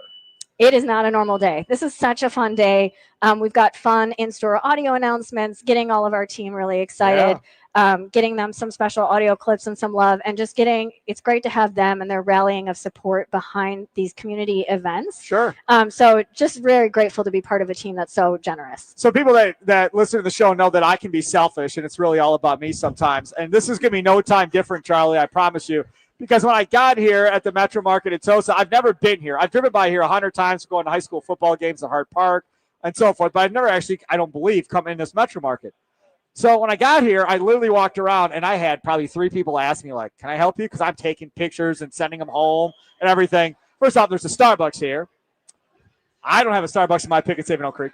There is a Greavy's Bakery here. That's amazing and phenomenal all by itself. I don't have one of those in my Pick and Save in Oak Creek either. When do I get a Greavy's Bakery inside my Pick and Save and get me a Starbucks too? Hey, those are outside of my realm, but I can tell you this store, that Greavy's Bakery is brand new. Amazing. Yeah, we're going to do the ribbon cutting at 1 o'clock tomorrow afternoon. Okay. We've got a grand reopening happening right at this store. So that Greavy's Bakery, brand new, tomorrow at noon. The first 100 people get a free cruller or crawler, depending on how you pronounce it. Okay, yeah. And The a second chance one, to I think. win Yeah. a gift card or an Apple Watch. So if you want to stand in line, get yourself a free donut and a chance to win. You can come out tomorrow, be part of our grand opening. You also get free breakfast for the first 200 shoppers tomorrow. Now, the nice thing is we ran into each other on accident because we were doing Cub Scouts, selling candy and so forth, and we were set up inside. And they're like, we set up the whole table, everything set up. We're all done. And up she comes. Hey, Spark, do you mind moving outside? I was like, you got to be kidding me. We just set this whole thing up. He forgot to mention that I offered to help, and I did help. You did help, We did help. You pushed a grocery cart of all of our crap outside so we could sell the candy bars and the popcorn and all that Right stuff. next to the puppies. We Right. love to bring pet rescues Yes. to these. We'll have one tomorrow. You saw puppies Yes. at yours. But it was crazy. So we're set up. We're in the middle of the parking lot. There is a DJ next to me playing music. On the other side of us doing the Cub Scout thing is the puppy rescue. Directly behind me, like back to back with me, they're doing hot dogs and everything else for everybody. And they were free hot dogs, if I remember correctly. Oh, we too. go all out for these Yeah. grand reopenings. Absolutely. So, is it going to be something like that here tomorrow, too? So it's a little bit chilly, so there's no grilling outside. No grilling outside. But we've okay. got local vendors in store. Oh. So we're going to have the donut giveaway free breakfast coupons. We've got sampling happening throughout the store. That's the Chef best. Amani Graham is going to come, and I think he's going to be part of it. He may be doing some sampling as well. We're going to have samples at Starbucks. You're Nice. going to see some of the great offerings we have in Murray's Cheese. Yeah. And throughout the store, you are come hungry, It sounds good. and we'll send you home with free breakfast too. Sounds good. Speaking of hungry, we got to take care of that hunger problem that we got going on right now in our community. Sack Hunger Bags, sold for $5 right now, contains 5 meals. We're trying to get to 50,000 meals. We're at about 30,000 meals as of 3 o'clock. So we're probably over that now, but still looking to do that. You can also round up or donate for grand giving as well at the registers here at the Metro Markets in southeastern Wisconsin that are participating in this. Emily Williamson, thank you so much. Thank you. Thanks for having me. Absolutely. All right, coming up next, we are going to go to Charlie's Sounds of the Day. It's Friday, so normally he plays nice. We'll see if that actually happens today or not. It's Wisconsin Sports Daily, served up by Wendy's, live from the Wisconsin Sports Radio Network studios, powered by the Potawatomi Sportsbook. Speaking of the Potawatomi Sportsbook, if you are sick of paying high prices going downtown to watch a Bucks game, Potawatomi Sportsbook has you. They got a free parking garage, costs you nothing. All you do is you go in there, you make a same-day bet, or you get something in the Potawatomi Sportsbook kitchen. 48 beers on tap, dozen different specialty cocktails, homemade pastries and desserts. They got brunch all day, the John Coon platter, all kinds of great food. So that's the way to go.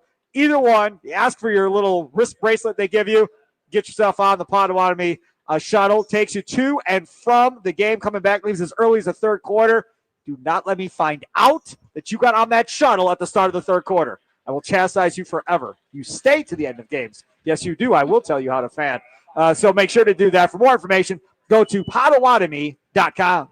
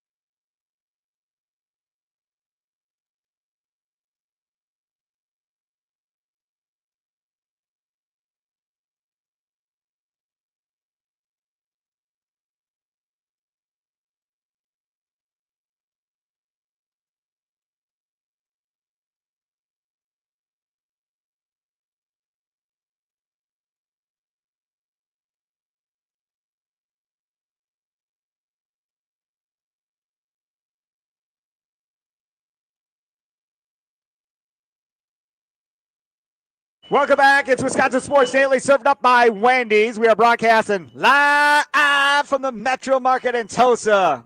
Get your butt out here. I know in different parts of the state, you're like, come on, Sparky, man. I'm in Duluth Superior listening to the game, man. I ain't going to get to the Metro Market in Tulsa. Sparky, I'm in Green Bay listening to the WNFL. I understand, man. It's one day. Just bear with me. It's a pretty cool deal they do once a year leading up to Thanksgiving. It's the 28th year of it. They're trying to get to 50,000 meals. They're trying to get there by either people coming into these metro markets around southeastern Wisconsin, like the ones in Shorewood or Brookfield or the one here in Tosa, and shopping for food and donating that, or getting a sack hunger bag sold for $5 that contains 5 meals. And again, a bunch of great sponsors, right? Tri-City National Bank, T-Mobile by Metro, got By the Yard. So thanks to all the great sponsors that we have being a part of this great event here today. Time now for Charlie's Sounds of the Day. What sound clips will Chicago Charlie pick today for Sparky? Will Sparky become enraged? Will laughter ensue? It's time for Charlie's Sound of the Day. It's Wisconsin Sports Daily, served up by Wendy's on the Wisconsin Sports Radio Network. I got an update in real time. We are now over 32,000, but time is running out, people. Time is running out. We're about 2 hours and 15 minutes away. We're trying to get to 50,000. We're at 32,000, which is still a really good day. Don't get me wrong. 32,000 meals is amazing. Feeding America Eastern Wisconsin, very, very happy with that. But the goal that we set today to try to get to is 50,000 meals. So come on out. It's Friday night. Maybe come pick up some dinner for this evening. Here in Tulsa, they got Greavy's Bakery. You can pick up some dessert for later or for tomorrow, donuts, cookies, all that stuff. Starbucks right behind us here in the store as well. So come hang on out here at the Metro Market in Tulsa. All right, Charlie, Sounds of the Day. Where are we going first? All right, so first up, if you guys remember, a couple days ago on Charlie's Sound of the Day, we heard from Steve Kerr, Warriors head coach, discussing injuries in today's NBA, and the problem being that there are too many games that are back-to-back. You don't have enough time practicing. Well, Shams Charania was on NBA Today yesterday and went on that show and discussed the NBA's now more recent efforts to try to limit the injuries that we're seeing across the league. I've talked to a bunch of team executives, even people in the medical field in the last 24 hours, just to get a feel on these injuries. And so pace of play, the force on a nightly basis, this is the league's highest pace of play since I think 88, 89. So obviously fast moving game. Another stat that caught my eye that I got wind of yesterday, 9 of the top 30 usage rate players are all sidelined right now. So that's 30% of those top 30 usage players. So 6 of them with soft tissue injuries. I did reach out to the league today, and they told me through 12 games, the amount of star players injuries that have occurred so far in the regular season are actually lower compared to this point in the prior 2 seasons. And the starter level players has been consistent as far as the soft tissue injuries.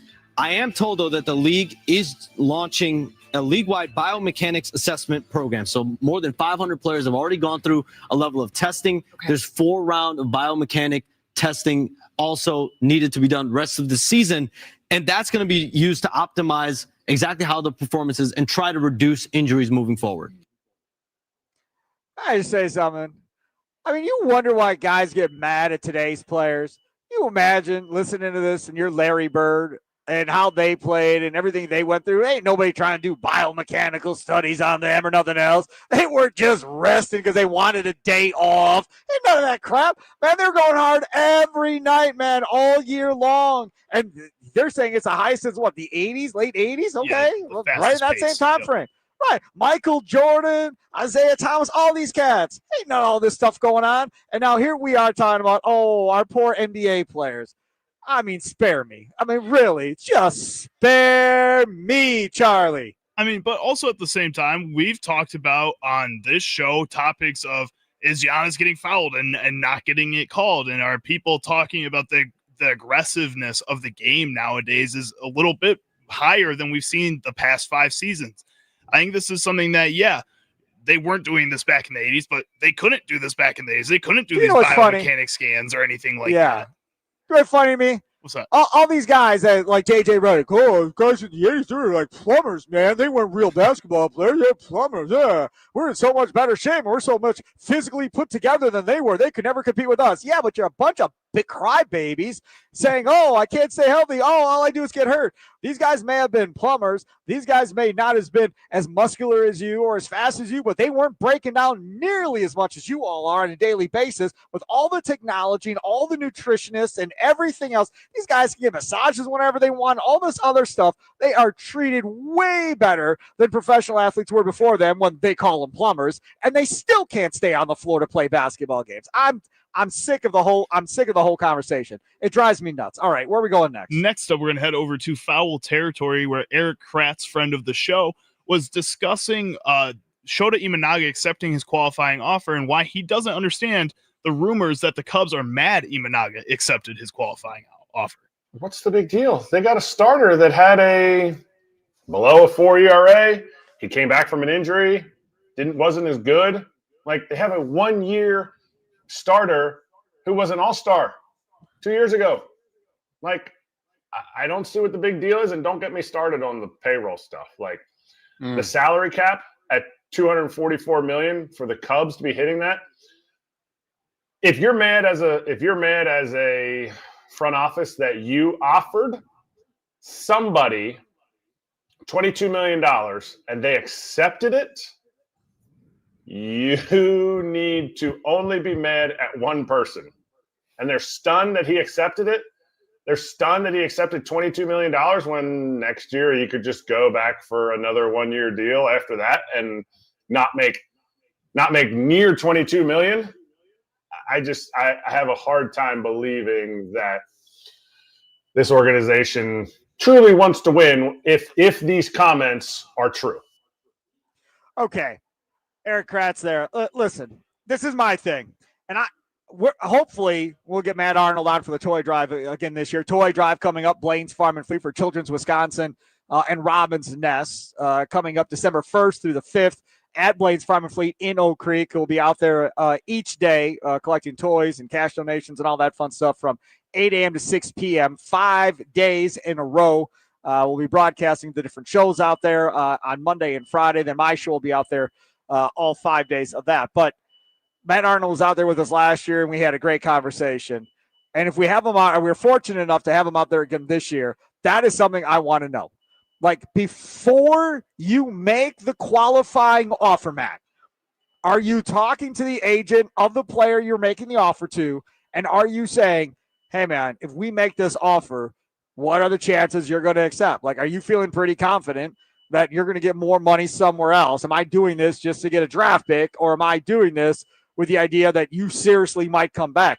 Don't you think that line of communication has to be open before you make this offer? I mean, the only reason why I think the Cubs would be bitter is if they told Imanaga's agent, said to the Cubs, hey, man, we're going to get a much bigger deal. Like, you could go ahead and offer it. We're going to probably decline it unless something crazy happens, and then you'll get your draft pick. Don't worry about it. Now, if they said that to the Cubs and to Jed Hoyer and company, and then didn't deny it and accepted it instead, that's a completely different ballgame. Then if you're the Cubs, you should be hot because then you were essentially lied to at that point. But I don't know the type of communication that happens in those instances, Charlie. Well, and I don't even know if they can be all that mad in that situation either. You know, he has that option. You know, he's going to go test the market and see what his value is. And if he doesn't get $22.5 million, I mean, yeah, it's very realistic that he might turn around and kind of stab you in the back a little bit. As an organization who's done that to players for the entirety of the game, every organization does that.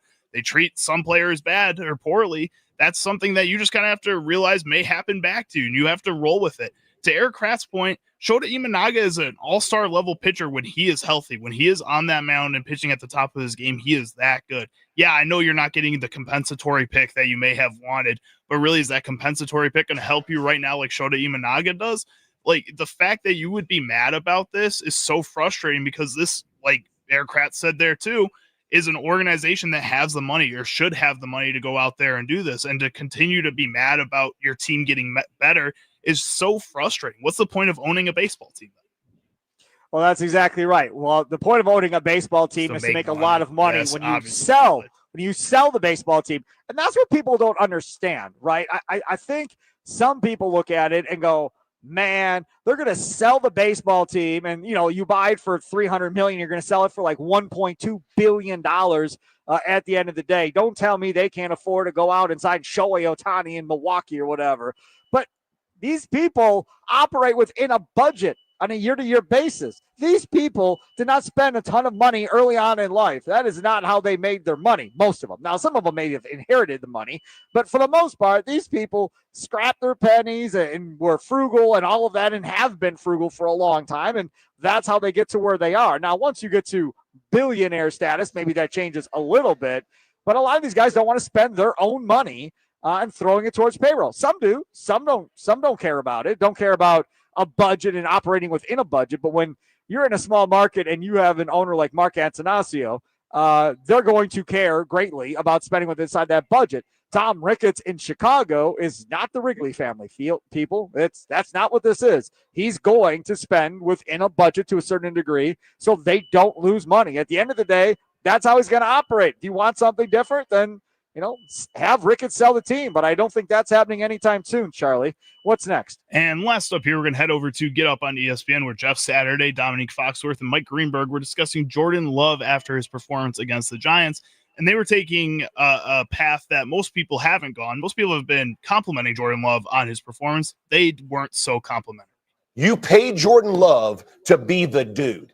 Right? Now, you can't control the drops, but the inconsistency that we see play, that part for him has to be, everybody's got to be able to count. That guy is not going to be the problem. Yeah. And that's my issue with it. And Jordan Love is in this category that we reward these quarterbacks when they get to a certain point, but the reward that we give them is we're going to grade you on a different scale. Amen. Jordan Love can't prove anything to us against the Giants in the middle of the season. No. It's already been proven. We already know that you're capable of this. What Jordan Love has to do is like that next level, those bigger games. And so he's not going to silence any doubters until he does it against the Eagles or he does it in the playoffs against one of these bigger teams. Right. Unless you're a really deep in the weeds football fan or a Packers message where like you don't recognize some of these names he's throwing to, the Savion Williams and the Bo Meltons. These are not your household names, not what he was dealt with. So I will give him a lot of credit for, yes, the drops happened, but also rising above all the injuries in that offense and playing really well on Sunday. What I love about these cats, Foxworth had an okay career. That's the extent of that. He's more well-known now after he played than anybody else. Jeff Saturday had a really, really good career in Indianapolis and a great career as a center. Failed miserably as a head coach of the Colts. Never should have had that job to begin with, should Jeff Saturday. And I get what they're saying, right? I'm paying him $50-some million. He ought to be the best damn quarterback in the National Football League. Realistically, that's just not going to be the case. It's just not. I mean, when you fast forward this 2-3 years, he's going to be somewhere from 5 to 10, somewhere in that area, because payrolls don't go down, payrolls go up, because streaming deals that they do, the NFL does, or MLB or NBA, that money comes in at crazy high rates of money. And every time you get a new TV deal, the number goes up. You get new streaming deals with Netflix or Amazon Prime or whatever you're going to, the numbers continue to go up. So the salaries will continue to go up. Again, looking at the different numbers, I talked about this earlier, Jordan Love right now is like a top 7 quarterback in the National Football League. I don't feel like that's bad value for the amount of money that you're paying him at this point by any stretch of the imagination. Coming up next, our green and gold update. That's right, green and gold update. Adam Stenovich talking about Malik Willis and a special package for him? We'll talk about that straight ahead here on Wisconsin Sports Daily, served up by Wendy's, live on the Wisconsin Sports Radio Network studios, powered by the Potawatomi Sportsbook at the Metro Market in Tosa. Stuff in the bus, baby. Come on out.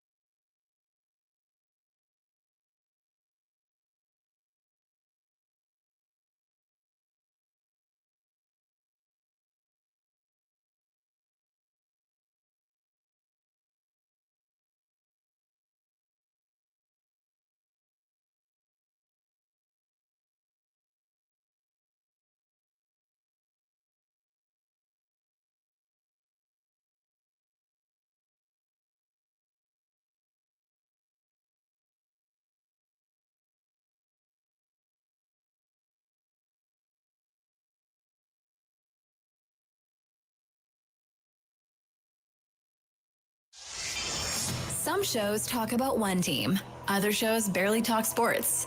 This show will talk Packers, Brewers, and Bucks every day. Every day. It's Wisconsin Sports Daily with Steve Sparky Pfeiffer, served up by Wendy's on the Wisconsin Sports Radio Network. Download the Wendy's app today.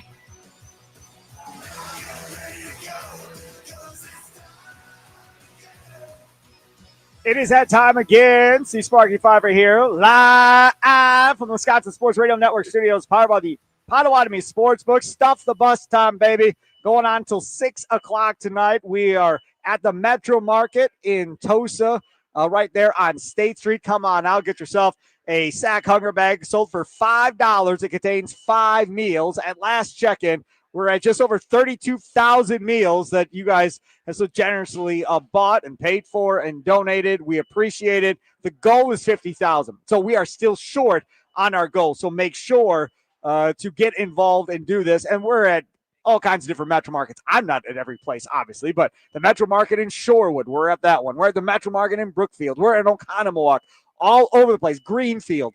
Stop on over. Make sure to take advantage of that. And you also can round up as well at the cash register for Grand Giving. Curtis Granderson, former Brewers outfielder, is a part of that. All goes towards Feeding America, Eastern Wisconsin as well.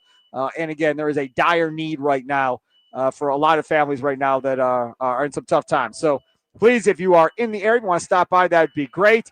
We had a celebrity out here right now talking to Peacock, Jack Pembroke, having a conversation, Charlie.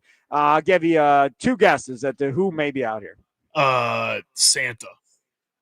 Santa was out here. Not Santa. It's not Santa's Santa. gone. Santa's traveling to all the different Metro Markets. I think he's doing 6 of them today. So no. Well, I heard the name Leroy Butler earlier too. Oh, yes. No, Leroy No, Butler okay, is so not out here they're either. stuck out No. there. Who is it? Your father is out here, and he's buying bags, and he is contributing to the Stuff the Bus. How about that? Thanks, Dad. How are you doing over there? He's talking to Peacock. He's That's talking awesome. to Peacock. How do you think he's doing? I think he's doing great. No, he is. He's doing fine. I'm not gonna let you be mean to Peacock Yes. over there. Exactly. Your dad just said, technically, I was your Santa for a little while. Yeah, that's true. Yeah, that's fair, I guess. So I was right there. There we go. First try. All right, let's get to our green and gold update. It's time for your green and gold update on Wisconsin Sports Daily, powered by the Potawatomi Sportsbook on the Wisconsin Sports Radio Network with Steve Sparky Pfeiffer. All right, let's get to what I've been waiting to get to, which are comments made by Adam Stenavich, Packers offensive coordinator, yesterday. I listened to him earlier this morning watching that press conference, and I heard earlier this morning on Inside Wisconsin Sports from 6 a.m. to 9 a.m., Josh and Trevor talking about Stanovich's comments about Malik Willis. Now, if you've listened to us here on the Wisconsin Sports Radio Network, whether it's on WNFL in Green Bay, 99.7 FM, or in Wausau, 93.9 The Game, or up in the Duluth Superior area, 710 The Game, or in Milwaukee on 1250 AM or 105.7 FM The Fan, you've heard all of us talking about Malik Willis because Matt LaFleur said after the game that they would consider possibly packages for Malik Willis going forward, to which a lot of people were livid at the idea of pulling Jordan Love off of the field to play Malik Willis. Then we had a listener, Ron in Rome, come up with the idea that I thought was brilliant and I agree with, which is, hey, man, let him be the 2-point conversion quarterback. Let that be his package and then practice that during the week. Let him be the 4th down and 1 guy or 4th and 2 guy or whatever and run short yardage packages featuring Malik Willis because he can throw it just as well as he can run it. So why not take advantage of that? It's not just a guy that can run and you are not worried about throwing. He has shown time and time again he can make those throws. So I was all for that idea. Loved it. Well, now it came up to Adam Stenavich, the Packers offensive coordinator. As all the coordinators talk each week to the media, they talked yesterday. This is what Adam Stenavich had to say. He prepares, he's always a chill guy, but he just sits there in meetings and prepares and asks his questions and just kind of goes with the flow. And that's his personality. It's kind of odd sometimes to see that, from a football player, but he's cool. Cool hand Luke, and just like nothing rattles him. Hey, you're going in. All right, here we go. and just goes and does it and does a really good job. And I think, again, like all the guys rally around him. They respect that. They respect his work ethic and all that stuff. So it's been really cool to see. Was he like that when he got here, or because the way you just described him is kind of how Jordan is, right? Yeah, totally. As well. So Yep. He picked that up at all from Jordan. Was he kind of? I think that's been his personality. Like, because the moment, when he had to come in and play after his third week here or whatever, it never seemed too big for him. And I think as long as he feels prepared, I think he's just going to be confident and go out there and do what he does. Are they pretty similarly wired guys in that way? Yeah, I would say so. Just very even keeled. Things don't get to them. They do a really nice job handling pressure. Do you find it's hard, or you find that defenses have trouble when you switch to him and you go to that kind of read option stuff, that they haven't practiced it, right? Yeah. In most cases. Yeah, I mean, he definitely can do some things. Not that Jordan can't run, but that's one of Malik's things that he can do pretty well is the quarterback run stuff. So I think that's a big deal for defenses for sure. You think, like, you probably forced Minnesota and maybe even Detroit to think about it. But if you don't do it anymore, eventually nobody's going to think about it. Yeah, and that's one things we always talk about, is getting him in there and doing some quarterback run stuff or just different things you can do with Malik for sure. And the downside to that is you're taking your really good quarterback off the field. Exactly. Okay. So first off, let me first say, I feel like he's really downplaying how good of a thrower Malik Willis is. That's the first thing. He just kept talking about, he can run, he can run, he can run. I disagree. We've seen him throw the ball and make some really good throws in his time in Green Bay. I saw him make throws when he was in college as well. I know the guy can throw the football. So I think that's one thing about Malik Willis. The second thing is, and you heard Adam Senovich say that, I think it was Jason Wilde who said, hey, man, that also means Jordan Love's coming off the field and Malik Willis is on the field. To a degree, yes, I would agree. If it's a 2-point conversion, you're taking Jordan Love off the field. I totally understand that. But there is that idea of they have to practice for Malik Willis and take some time out of their week that they could be working on something else that you do on a week-to-week basis. They're not going to take time on because they have to get ready in case this happens. I would assume that stupid tush push that nobody likes, I'm sure during the course of the week before you play the Eagles, you got to put time into how are we going to stop the tush push this week against Philadelphia.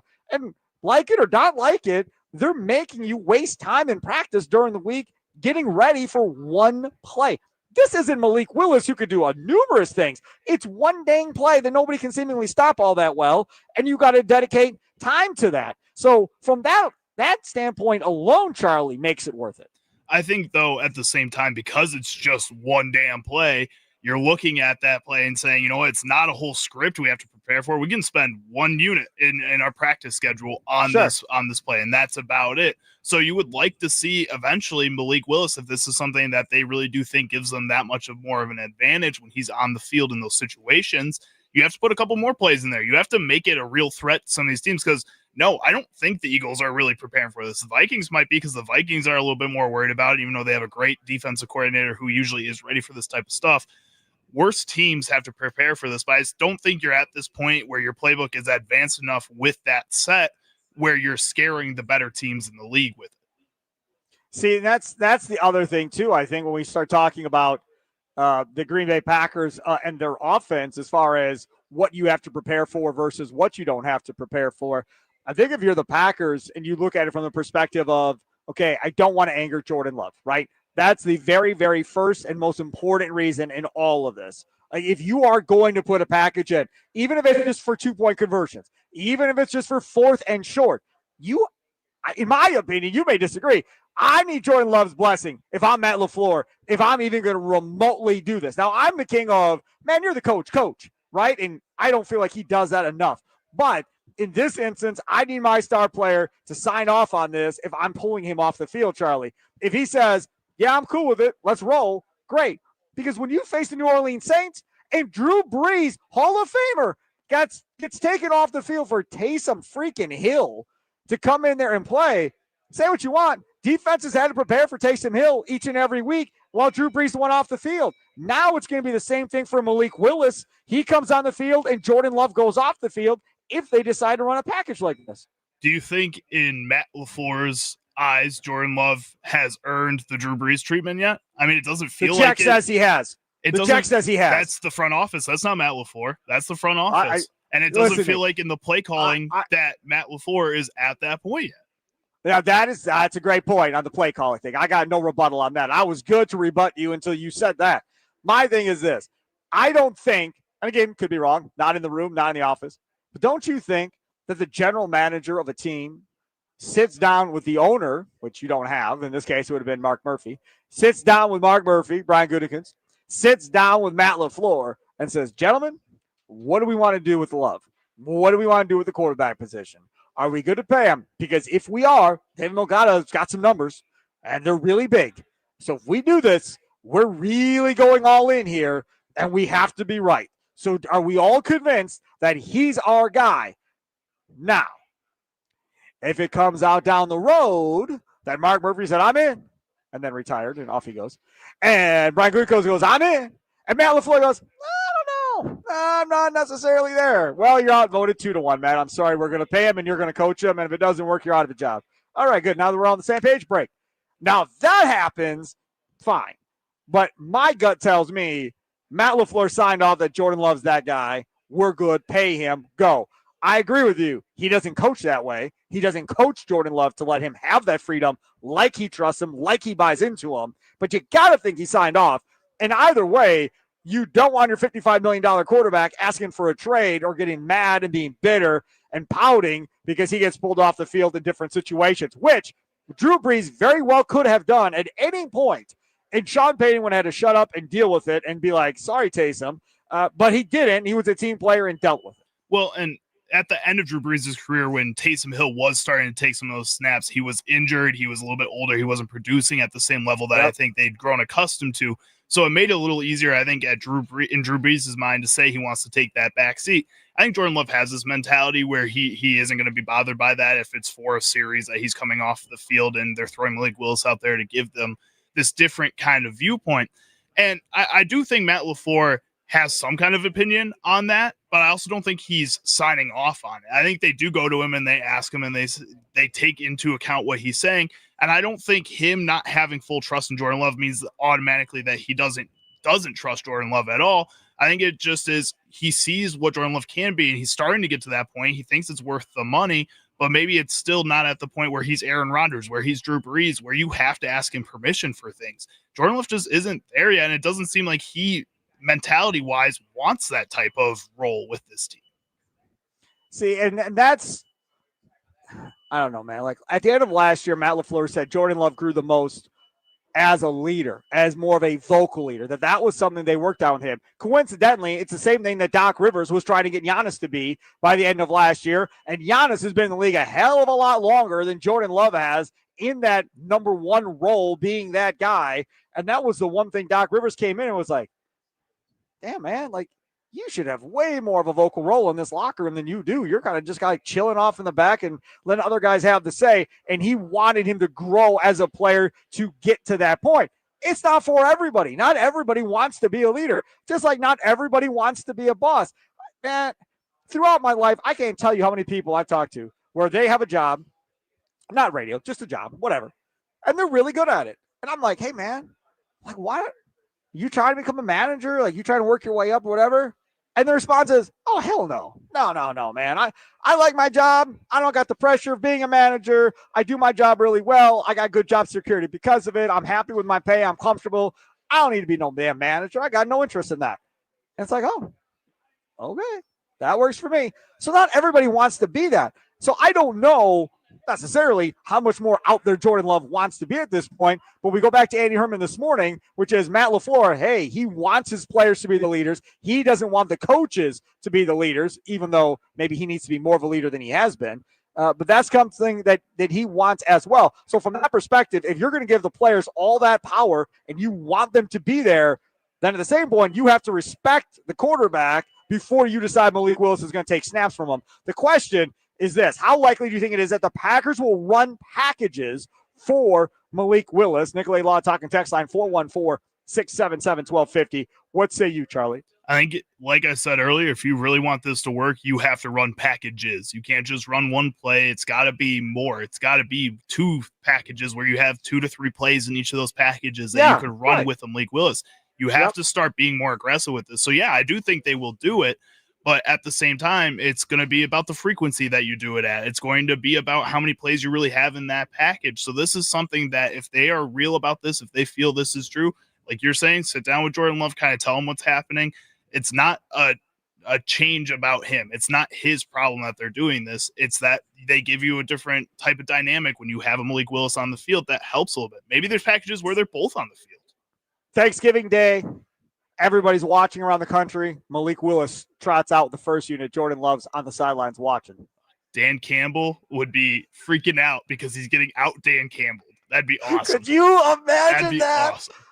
Shotgun, spread formation. There's Malik Willis dropping back and throwing the first couple of plays, and then he takes off up the sideline. Jordan Love out wide. He throws it to Jordan Love. Jordan Love passed down the sideline. It'd be perfect, Oh, my Sparky. goodness. That would be Dan Campbelling Dan Campbell. Yes, absolutely right. Charlie, use it over there. See Sparky Pfeiffer with you here. Don't forget about Wendy's, baby, and those chicken tendies. In a world of tenders, Wendy's decided to make something more juicy, more crispy, and more dippable. New chicken tenders are here. Some may call them tendies, and yes, it's fun to say and even more fun to eat. Wendy's new chicken tendies come with an insane new sauce lineup. New Wendy's signature sauce, new sweet chili, or new scorching hot. Or choose one of the classics, honey barbecue, creamy ranch, or honey mustard.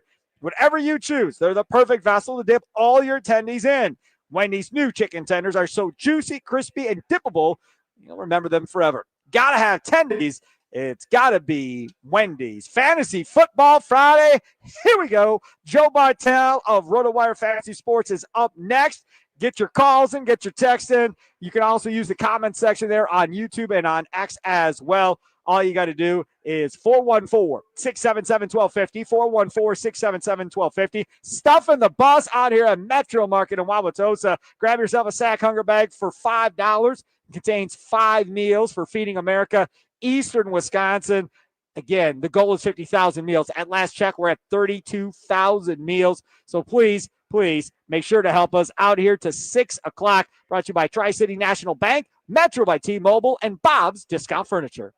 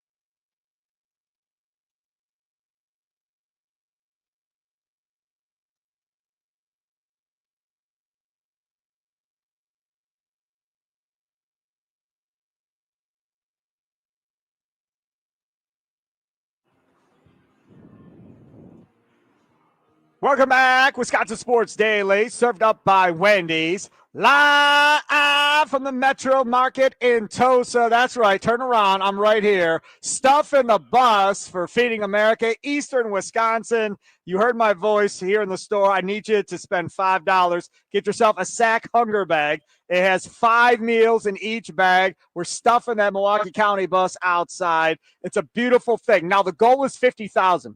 It is 4:24. We have about an hour and a half left here to get to 50,000. So I need the help of everybody. Now, we're not just in Tosa. We're at the Metro Market in Brookfield. We're at the Metro Market, I believe, in Oconomowoc, in Shorewood, in Greenfield. Stop out. Any of those locations work. Get yourself a hunger bag. That would be an amazing thing. Brought to you by Tri-City National Bank, T-Mobile, or Metro by T-Mobile, and, of course, By the Yard. Thanks to our sponsors for helping us out here today. Joining us now on the guest hotline, powered by Gruber Law, talking some fantasy football with you, Joe Bartel of RotoWire Fantasy Sports. Get your questions in now. Nicolay Law talking text line 414-677-1250, 414-677-1250, or you can comment on YouTube or on X. Charlie will take care of those.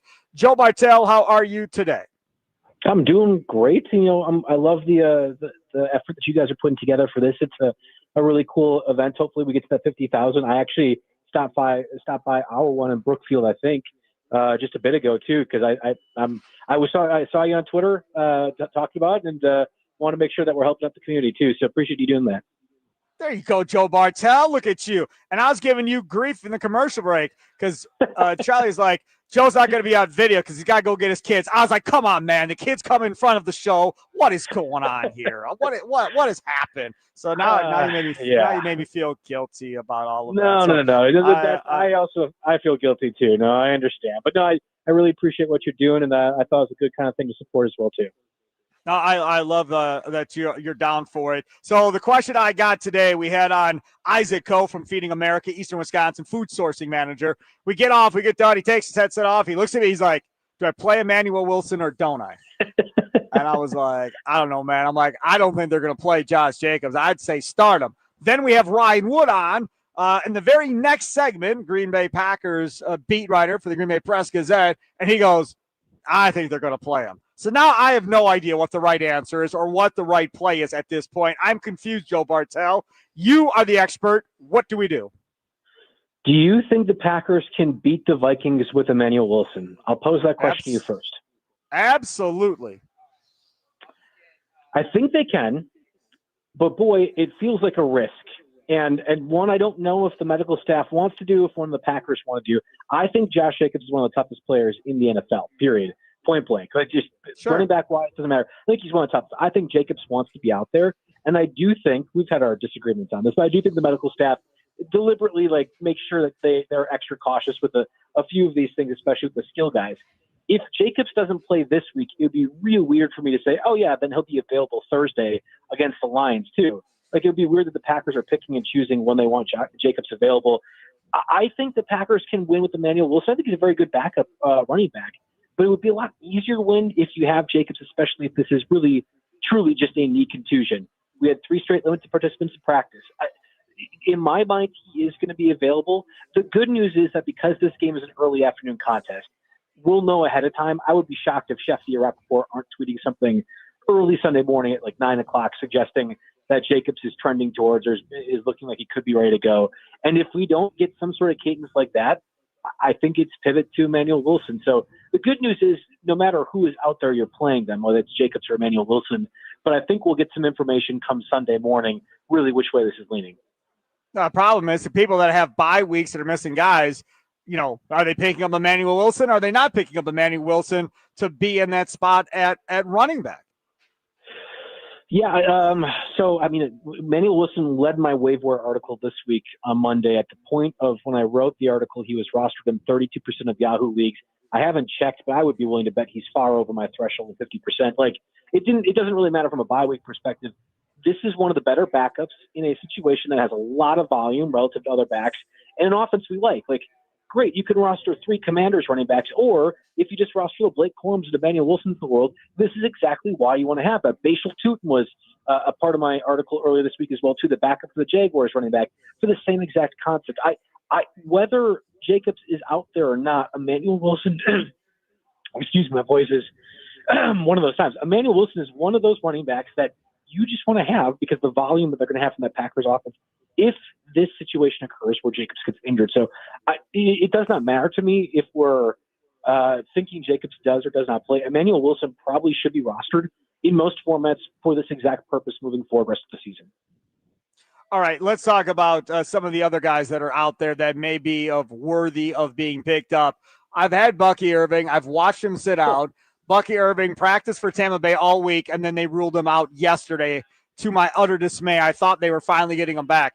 And to your point about this current training staff, I bet you money Bucky Irving would have been back for the Packers by now. Instead, Tampa Bay still sitting him out. Yes, second consecutive week that he practiced almost all week and then was ruled out. And we're getting yo-yoed, and Todd Bowles, the head coach of the Buccaneers, saying, well, we're thinking he might be back next week. Stop with this stuff.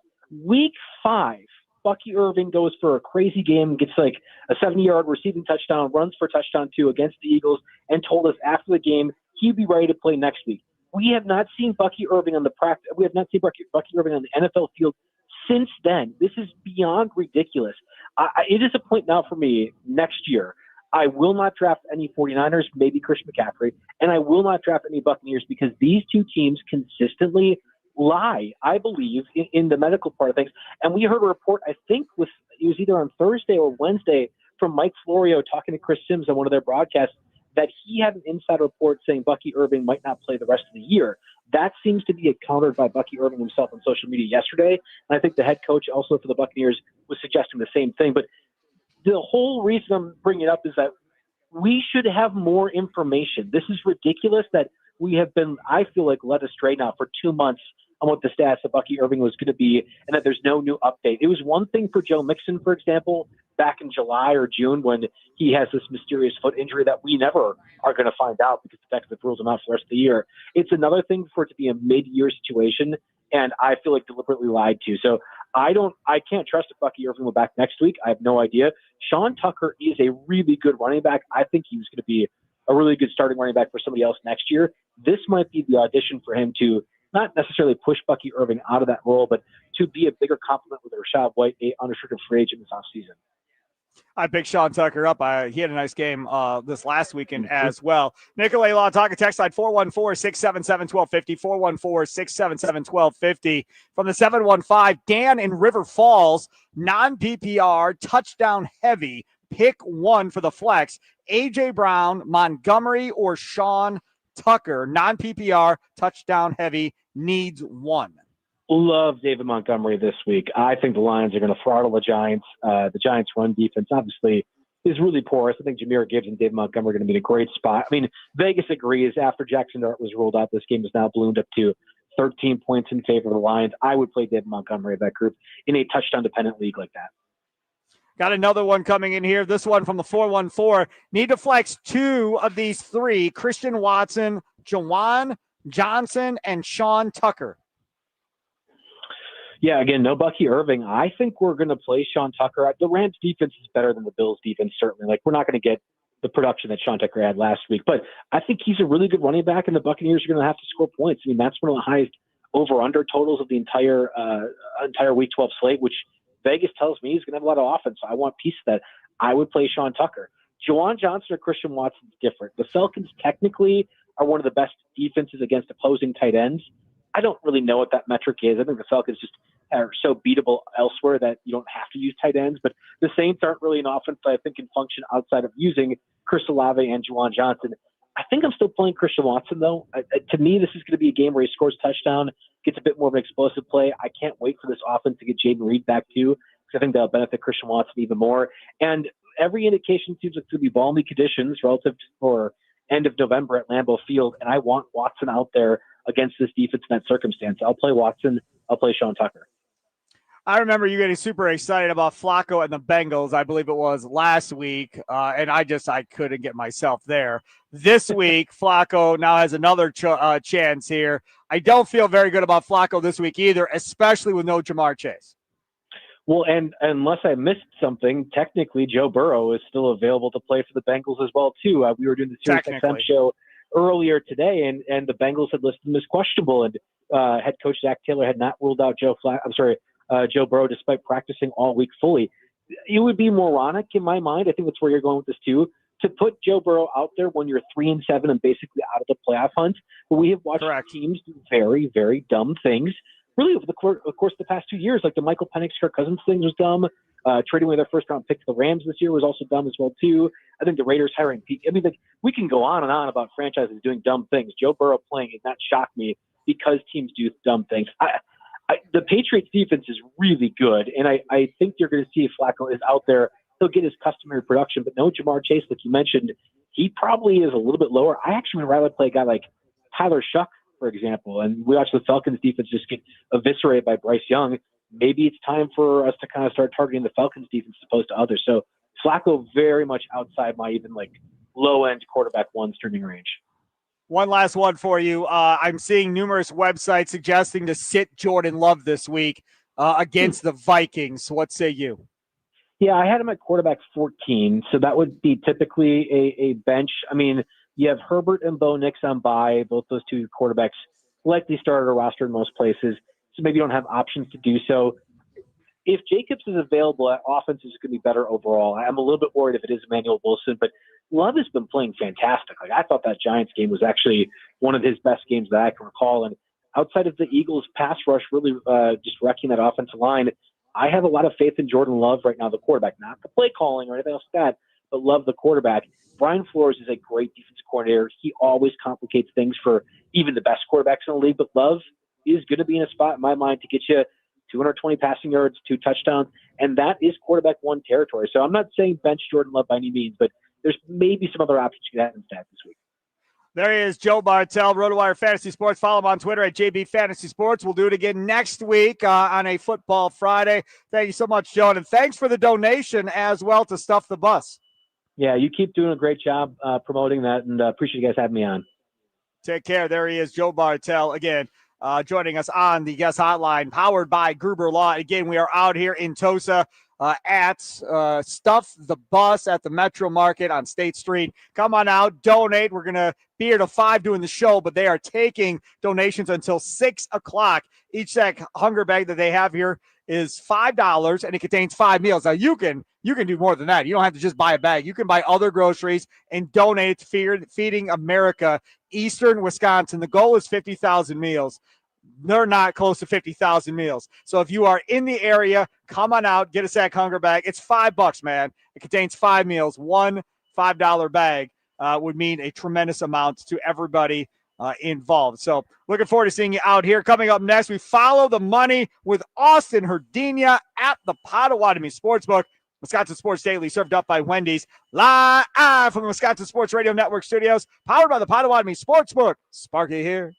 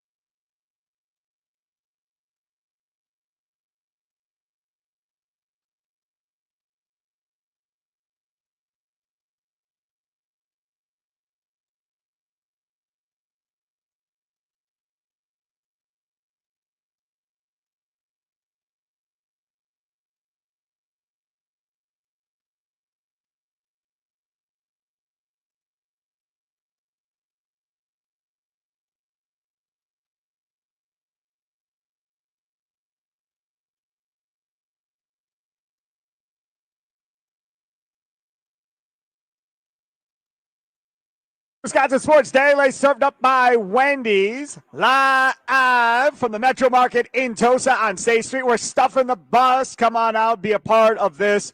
Again, we're at different Metro Markets all over southeastern Wisconsin, whether it be in Brookfield, Oconomowoc, Greenfield, Shorewood. So all kinds of different opportunities and places, depending on where you live, to where you can donate and help us stuff the bus. Each one have the Sack Hunger Bag sold for $5, contains 5 meals. We're trying to get to 50,000 meals. As of the 3 o'clock hour, we were at like 32. So we're 18,000 meals short of what the goal is for Feeding America, Eastern Wisconsin. And again, thanks to our sponsors of Stuff the Bus as well, Tri-City National Bank, Metro by T-Mobile, and by the Yard. Thanks for everybody for participating and being a part of this. Means the world to all of us. Time now to follow the money with our guy, Austin Herdenia, sportsbook manager over there at the Potawatomi Sportsbook. Looking good today. Dark gray shirt, like greenish tie or so, striped up. Very nice. I like it, Austin. You're looking good. Hey, you look good. You feel good. You play good, right? That is what they say. That's what they say. Don't tell my producers at the radio station that, though. But yes, that is what they say. What did I say that out loud? Sorry. Okay, let's I just messed with them. Let's talk about where the most money is this week. Which game has the most money on it? It's the Green Bay Packers. That's something that's been a theme most of the year. Packers minus 6.5. We got a home game against Minnesota. It's not actually the most money bet, but it's the most number of bets right now this week. Okay. Packers are 0-6. Hold on. Give me the difference here. So is this common where you have the most bets on a game but not the most money? It can be. Yeah. I mean, it depends. I mean, if we take a large bet or a couple of large bets, it could sway things, right? You could get more money on one thing than something else that got a lot more attention. But yeah, with the Packers minus 6.5, we keep playing down to our opponents. We're 0-6 against the spread against teams with losing records. Just keeps happening. Even this past week, a lot of people got pushes. The line was at -7 most of the week against the Giants. But yeah, and then number 2 this week, we got the Indianapolis Colts plus 3.5, and that actually has the most money on it. This one I'm not so sure about. I like the Chiefs in this spot. The Chiefs have won 15 straight games when they're a home favorite, and they've covered 4 straight weeks. Something else to look at is the last 5 Chiefs games have all hit the under. But yeah, the Chiefs are a hungry team. They're 5-5. I mean, they feel like they need this one to really take the next step and finish the season strong. So we'll see what happens there. Let's say the Colts beat the Chiefs by 14, 21. They blow them out. Yeah. You think then everybody buys into the Indianapolis Colts being that great, or does everybody talk about Kansas City being done? Which way does it go next week on TV? I think it would be more likely people are talking about Kansas City being done. And I think a lot of that would be just how long they've been good. It's been so long that they've been a solid team, top of the AFC team, to not even be a winning record in the end of November. I don't even know the last time that's happened to them. No, I don't either. They're 500 coming into this week, so it would definitely be a big gut punch to Andy Reid. Spagnuolo is so good as a defensive coordinator. I really am surprised he hasn't gotten a head coaching job since his last one that didn't work out with the Giants, but whatever. I mean, he does a hell of a job there as a D coordinator. All right, what's game number 3, the final game that we're looking at this week? So we follow the money with our guy Austin Herdenia, streaming live on X and YouTube. You want to see what Austin's wearing today? What do you got, Austin? The Chicago Bears -3 against the Steelers. Ooh, that should be outlawed. We shouldn't have to talk about them. Bears the Bears have won versus the Steelers. Listen, the Bears have won 7 of their last 8 games. All right, they're playing strong. A lot of people, I think, so far this week, they're betting that, not knowing what's going on with Rodgers. Is Rodgers going to be playing or not? I think if I'm the Chicago Bears, I think I want him to play. I think that this is a team that they want to get that monkey off their bat. They want to beat Aaron Rodgers, and this is the best opportunity they've had in a long time to do it. If Aaron Rodgers is playing, the Steelers +10. They don't know if Aaron Rodgers is playing, and they don't think he will. It's Bears -3. I mean, seriously, they're not beating Aaron Rodgers. I mean, that's just – I mean, even though – I don't know if you heard the audio. We played it earlier today. Aaron Rodgers apparently was a Cubs and Bulls fan growing up. So let's fast forward to never being invited to the Packer Hall of Fame later in life. Ever. Yeah, I mean, you get limited options as a Wisconsin kid back then. WGN was one of the only options. Wisconsin kid. He wasn't a Wisconsin Oh yeah, you're kid. right. You're right. California. He wasn't No a Wisconsin excuse. kid. No excuse. No excuse. No. No out on this. And then you say it out loud and, Chicago's a nice city. Man, screw Chicago. I don't want to hear about that nonsense. Being a Cubs fan and a Bulls fan. Not here, not now, not ever. No. You're Austin right. Herdina, thank you so much. I enjoy having you on. Next week, we are going to be on the air on Friday, day after Thanksgiving. I don't know if you are around or not. I'll be here, Sparky. Oh, look at you, man. Oh, what's We'll be able to talk about the Packers Thanksgiving game. Yes, correct. Yeah. What does Austin Herdina do for Thanksgiving? What's the go-to for food wise? Are you traditional or are you a little out of the box? I love a good corn casserole. I mean, just mashed potatoes and gravy is so good. I like a good like a turkey gravy. I don't like the beef gravy. I want a turkey gravy. The lighter color, the better. What is in a corn casserole? And don't tell me corn. I know that. What else?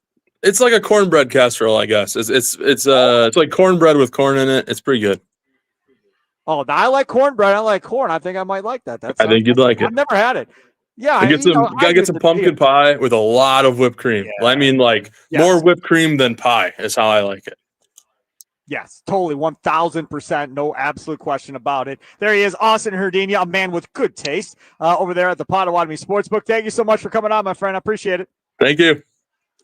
And again, if you want to make sure you have seats to go watch the college games or the pro games this weekend, go to Potawatomi.com/sportsbook. You can reserve your seats ahead of time. There is a nominal fee that goes towards it, but it goes towards your food and beverage that you're going to spend money on anyhow, right? So if it's $50, that goes towards your food and beverage. And again, 48 beers on tap at the Potawatomi Sportsbook Kitchen, dozen different specialty cocktails, homemade pastries and desserts, all-day brunch, a plethora of great food options for you, including the John Kuhn platter. So definitely, there's not a better place. 2,000 square foot screen TV, 30 different sporting events at one time. It's amazing. Amazing. Time now to get to our next feature. What story did Sparky miss talking about today on Wisconsin Sports Daily? Don't you worry. Sparky's got you covered now. Don't miss Milwaukee Admirals hockey this season. Don't just buy tickets. Invest in memories at MilwaukeeAdmirals.com. All right, things that we missed. Now, again, if this wasn't a Football Friday, we would have talked about this Bucs game much, much earlier. But because it's a Football Friday, I had to push it off to the end of the show. I want to take 3 or 4 minutes here before this thing is over to address it. Number one, we've talked about this in the past on this show. Quit getting angry when they lose without Giannis. It doesn't mean anything. It means nothing. They aren't going to the playoffs with Giannis. They're not winning in the playoffs without Giannis. So quit wasting your energy on what they look like without Giannis. This should simply be about the next couple of weeks about, do they legitimately have another scoring option that now can step up and go, hey, I can be that too, like Lillard or like Middleton or whatever the case may be. Can we find that guy? And again, Ryan Rollins showed up again last night. Showed up again. You have that audio of Ryan Rollins. Ryan Rollins was a rookie in Golden State and had an interview with this guy named Jason Dumas, who's now with Fox Sports Radio, I believe. Check out. This is a young Ryan Rollins. Hadn't done anything to this point. I'm from Detroit, Michigan. I was born and raised there. I moved to the suburbs of Macomb when I was about 8 years old. I got my family over there. I'm a chill dude. Off the court, I'm just a chill dude. I do right by everybody. I'm a good person. I don't get myself into no trouble. I like to have fun. Hang with my friends, just have a good time. Have love and peace everywhere. So. Now, it seems like you play with a chip on your shoulder. You kind of answered that question a little earlier when I asked you about that. But just as a player, how would you describe yourself? I think I'm a smooth player, smooth playmaker, honestly, because I can create for myself, create for others, and I do it at my own pace. I don't get sped up a lot. I think I do things efficiently at my pace. That's the thing. I don't think I could have described him any better. He does things at his own pace. He slows down the game and then boom, gone, and gets past you to the rim and is able to score. 32 points last night. 14 assists, 6 rebounds, and only 3 turnovers. That's pretty good. 13 of 26 from the field. I love that. That was really good. You, again, last night had 5 different Bucks reach double figures last night. That was really good. There are a lot of things to be encouraged by, even though that they lost in overtime. Got to rebound the ball better, Miles Turner. Got to rebound the ball better, Bobby Portis. Got to rebound the ball better, Kyle Kuzma.